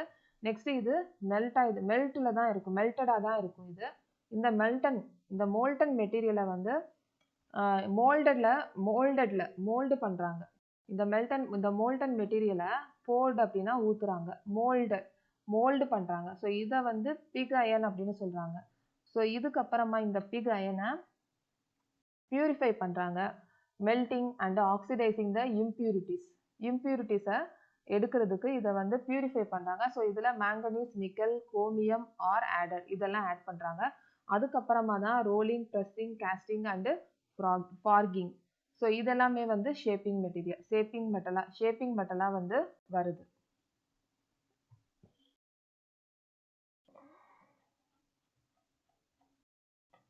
ஸோ நெக்ஸ்ட் வந்து why is the per capita consumption of steel so low in India? So இது எதனால் அப்படின்னு கேட்டிருக்காங்க. இதை நம்ம ஒரு ப்ராப்ளமாக நம்ம கன்சிடர் பண்ணலாம். ஸோ இது வந்து ப்ராப்ளம்ஸில் வரும்போது பார்க்கலாம். Mini steel plants are smaller, have electric furnaces, use steel scrap and sponge iron. இந்த மினி ஸ்டீல் பிளான்ட்ஸில் வந்து எலக்ட்ரிக் ஃபர்னஸ், ஸ்டீல் ஸ்கிராப் வந்து யூஸ் பண்ணுறாங்க, ஸ்பாஞ்ச் அயன் இது மூணுமே யூஸ் பண்ணுறாங்க. They have re-rollers that use steel ingots as well. They produce mild and alloy steel of given specifications. So இந்த mini ஸ்டீலில் வந்து electric furnace, steel scrap, sponge iron use பண்ணுறாங்க. So என்ன produce பண்ணுறாங்க அப்படின்னா அலாய் ஸ்டீல் ப்ரொடியூஸ் பண்ணுறாங்க இதில். So next வந்து integrated steel plant. Integrated steel plant அப்படின்றது நம்ம என்னென்னா நம்ம எப்படி ப்ராசஸ் பண்ணோம் அப்படின்னு பார்த்தோம்ல. ஸோ அதுதான். ஸோ அதில் 3 மெட்டீரியல் வந்து தேவைப்படுது. இது எல்லாமே ஒன்றா சேர்த்து தான் இந்த மெட்டீரியலை ப்ரொடியூஸ் பண்ணுறாங்க. So integrated steel plant is a large, handles every thing is one complex. So large அப்படின்னு சொல்கிறாங்க, ஹெவியாக இருக்கும் எல்லாமே யூஸ் பண்ணுறதுல எல்லாமே. ஸோ இதில் வந்து நம்ம என்ன சொன்னோமோ அப்போதே அயன் ஓர், லைம்ஸ்டோன், கோக் இது எல்லாமே ஒன்றா போட்டு தான் பண்ணுறாங்க. ரோலிங், ஷேப்பிங் இது எல்லாமே பண்ணுறாங்க. ஸோ நெக்ஸ்ட் வந்து most of the public sector undertakings market their steel through steel authority of India limited. இந்த ஸ்டீல் அத்தாரிட்டி ஆஃப் இந்தியா லிமிடெடை சேல் அப்படின்னு சொல்லலாம். இது வந்து கவர்மெண்ட் ஓன்டு கம்பெனி. ஸோ இங்கே தான் மார்க்கெட் வந்து நடக்கும். In the 1950s, China and India produced almost the same quantity of steel. சைனாவும் இந்தியாவும் ப்ரொடியூஸ் பண்ணுறதுல, இந்த ஸ்டீல் ப்ரொடியூஸ் பண்ணுறதுல சேம் குவான்டிட்டியாக தான் ப்ரொடியூஸ் பண்ணிட்டு இருந்தாங்க 1950s. ஆனால் இப்போ சைனா தான் வந்து லார்ஜஸ்ட் ப்ரொடியூசர் ஆஃப் ஸ்டீலாக இருக்குது. China is also the world's largest now consumer of steel. Consume பண்ணுறதுலேயே லார்ஜஸ்ட் கன்சியூமராக தான் இருக்குது China. In 2004, India was the largest exporter of steel, which accounted for 2.25% of the global steel trade. India largest எக்ஸ்போர்ட்டராக இருக்குது. So next வந்து நம்ம பார்த்துருந்தோம் இந்த அயன் அண்ட் ஸ்டீல் இண்டஸ்ட்ரி எங்கே லொக்கேட் பண்ணலாம் அப்படின்றத நம்ம பார்த்தோம். பட் இங்கே வந்து சோட்டா நாக்பூர் பிளாட்டூ ரீஜியன் அப்படின்னு சொல்லியிருக்காங்க. இங்கே தான் வந்து maximum concentration of iron and steel இண்டஸ்ட்ரீஸ்க்கு மேக்ஸிமம் கான்சன்ட்ரேஷன் இங்கே தான் இருக்குது, சோட்டா நாக்பூர் பிளாட்டூ ரீஜியனில் தான். ஏன் எதனால் அப்படின்ற ஒரு ரீசனை, ஃபேக்டர்ஸை நம்ம பார்க்கலாம். It is largely because of the relatively advantages this region has for the development of this industry. So என்னென்ன ரீசன்னா இதில் வந்து காஸ்ட் ஆஃப் அயன் ஓர் வந்து லோவாக இருக்குது. இதில் high grade raw materials in proximity, பக்கத்துலேயே வந்து ரா மெட்டீரியல்ஸ் கிடைக்கிற மாதிரி இருக்குது. அது மட்டும் இல்லாமல் சீப் லேபர், அதுக்கப்புறமா growth potential of the income home மார்க்கெட்டும் இங்கே பொட்டன்ஷியலாக இருக்குது. ஸோ இது எல்லாமே வந்து இதோட அட்வான்டேஜஸாக எடுத்துக்கலாம். இந்த சோட்டா நாக்பூர் பிளாட்டூ ரீஜியனில் ஏன் வந்து iron and steel industry concentrate பண்ணுறாங்க அப்படின்றத. Though India is an important iron and steel producing country in the world, yet we are not able to perform to our full potential largely due to. So என்னதான் வந்து iron and steel கம்பெனியில் produce பண்ணுறதுல world லெவலில் important காமிச்சாலும் சில disadvantages இருக்குது, சில problems வந்து face பண்ணுறாங்க. என்னென்ன ப்ராப்ளம்ஸ் அப்படின்றத பார்க்கலாம். High cost and limited availability of coal. So இந்த கோக்கிங் கோல் வந்து அவைலபிலிட்டி கம்மியாக இருக்குன்னு சொல்கிறாங்க. Lower productivity of labour, irregular supply of energy and poor infrastructure இதெல்லாமே வந்து ப்ராப்ளம்ஸாக எடுத்துக்கலாம், சேலஞ்சஸாக எடுத்துக்கலாம். இந்த சேலஞ்சஸ் எல்லாமே இந்த iron and steel industry face பண்ணுது. We also import good quality steel from other country. இப்போ இந்த அயன் அண்ட் ஸ்டீல் இண்டஸ்ட்ரியில் வந்து என்னதான் நிறைய ப்ரொடியூஸ் பண்ணாலும் இன்னுமே நம்ம குட் குவாலிட்டி ஆஃப் ஸ்டீலை வந்து இம்போர்ட் பண்ணிட்டு தான் இருக்கோம். ஸோ இங்கே ப்ரொடியூஸ் பண்ணுறது எல்லாமே வந்து டொமஸ்டிக் டிமாண்டுக்கே வந்து சரியாயிருது. லிபரலைசேஷன் இது எப்படி ஓவர் கம் பண்ணலாம் அப்படின்றத பார்க்கலாம். இந்த liberalisation and foreign direct invest மூலமாக இந்த இண்டஸ்ட்ரியை வந்து பூஸ்ட் பண்ணலாம். அதுக்கப்புறமா ரிசர்ச் அண்ட் டெவலப்மெண்ட் அதுக்குன்னு சொல்லி ரிசோர்ஸஸை அலோகேட் பண்ணலாம். ஸோ அலோகேட் பண்ணிவிட்டு இந்த அயன் அண்ட் ஸ்டீல் இண்டஸ்ட்ரியை வந்து இன்னும் போட்டி இன்டர்நேஷ்னல் மார்க்கெட் அளவுக்கு போட்டி போடுற மாதிரி நம்ம இன்னும் பண்ணலாம். ஸோ நெக்ஸ்ட் வந்து நம்ம கொஸ்டின்ஸ் இதுக்கு ரிலேட்டடான கொஸ்டின்ஸ் வந்து பார்க்கலாம். What are basic industries, give an example. So இதில் வந்து பேசிக் இண்டஸ்ட்ரி அப்படின்னா என்ன அப்படின்றத பார்த்தோம். மற்ற இண்டஸ்ட்ரிக்கு தேவையான ரா மெட்டீரியல்ஸை ப்ரொடியூஸ் பண்ணி கொடுக்கறது தான் இதுக்கு பேசிக் இண்டஸ்ட்ரி அப்படின்னு நம்ம பார்த்தோம். ஸோ இது வந்து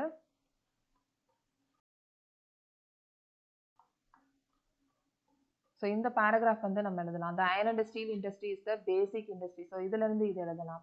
okay, heavy, medium and light depend on for their machinery. So இது எல்லாமே வந்து நம்ம எழுதலாம். ஸோ நெக்ஸ்ட் வந்து why iron and steel industry called the heavy industry, give reason. So எதுக்காக ஹெவி இண்டஸ்ட்ரின்னு சொல்லியிருக்காங்க அப்படின்னு கேட்டிருக்காங்க.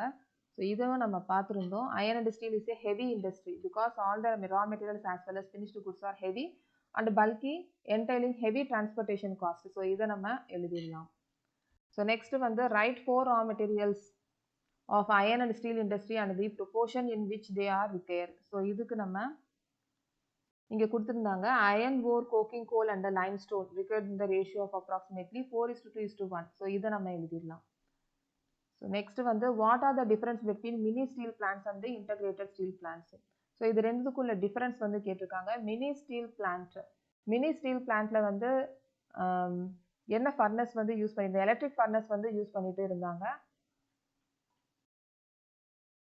ஸோ இது ப்ரொடியூஸ் பண்ணுறது வந்து அலாய் மெட்டலை ப்ரொடியூஸ் பண்ணுறாங்க. ஸோ இது எலக்ட்ரிக் ஃபர்னஸ் வந்து யூஸ் பண்ணுறாங்க. ஸ்டீல் ஸ்கிராப், ஸ்பாஞ்ச், அயன் இதெல்லாம் வந்து யூஸ் பண்ணிட்டு அலாய் ஸ்டீல். ஸோ இது தே ஹேவ் ரீரோலர்ஸ், இதுவே நம்ம எழுதணும். ஸோ இந்த பேராகிராஃப் அண்டு ஸோ இந்த இன்டகிரேட்டட் ஸ்டீல் பிளான்ட், ஸோ இது ரெண்டுமே நம்ம எழுதணும். Difference between the mini steel பிளான்ஸுக்கும் இன்டகிரேட்டட் ஸ்டீல் பிளான்ஸுக்கும் என்ன டிஃபரன்ஸ் அப்படின்றத எழுதணும். ஸோ நெக்ஸ்ட் வந்து what do you know about SAIL. செயில்னா என்ன அப்படின்றத கேட்டிருக்காங்க. So most of the public sector undertakings market their steel through Steel Authority of India Limited. So இதை நம்ம எழுதலாம்.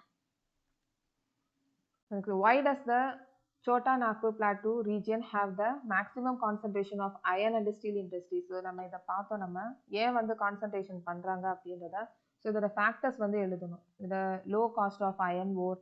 ஸோ இந்த பேராகிராஃபை நம்ம அப்படியே எழுதலாம். High grade raw materials, proximity, cheap labour, vast growth of potential in the home market. So இதை நம்ம எழுதலாம்.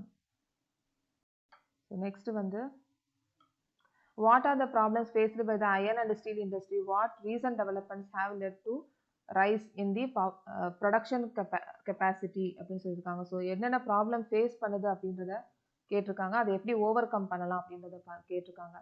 ஸோ இதில் வந்து ப்ராப்ளம்ஸ் அப்படின்னு பார்த்தோன்னா high cost and limited availability of coking coal, இது கம்மியாக கிடைக்குது. அதுக்கப்புறமா lower productivity of labour, irregular supply of energy and poor infrastructure, இதெல்லாமே ப்ராப்ளம்ஸ். இதை எப்படி ஃபேஸ் பண்ணலாம் அப்படின்றத இந்த பேராகிராஃபை நம்ம எழுதலாம். Production and consumption of steel is often regarded as the index of a country's development. Examine the statement அப்படின்னு சொல்லியிருக்காங்க. ஸோ இதுக்கு வந்து இந்த ஸ்டேட்மெண்ட் வந்து எங்கே இருக்குது அப்படின்றத பார்க்கலாம். ஸோ இதுக்கு முன்னாடி இருக்கிற பேராகிராஃபை நம்ம எழுதலாம்.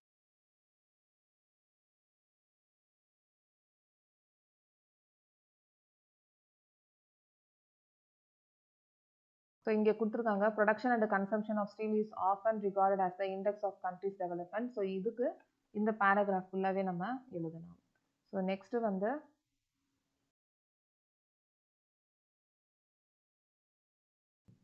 அலுமினியம் ஸ்மெல்டிங்கில் பார்க்கலாம்.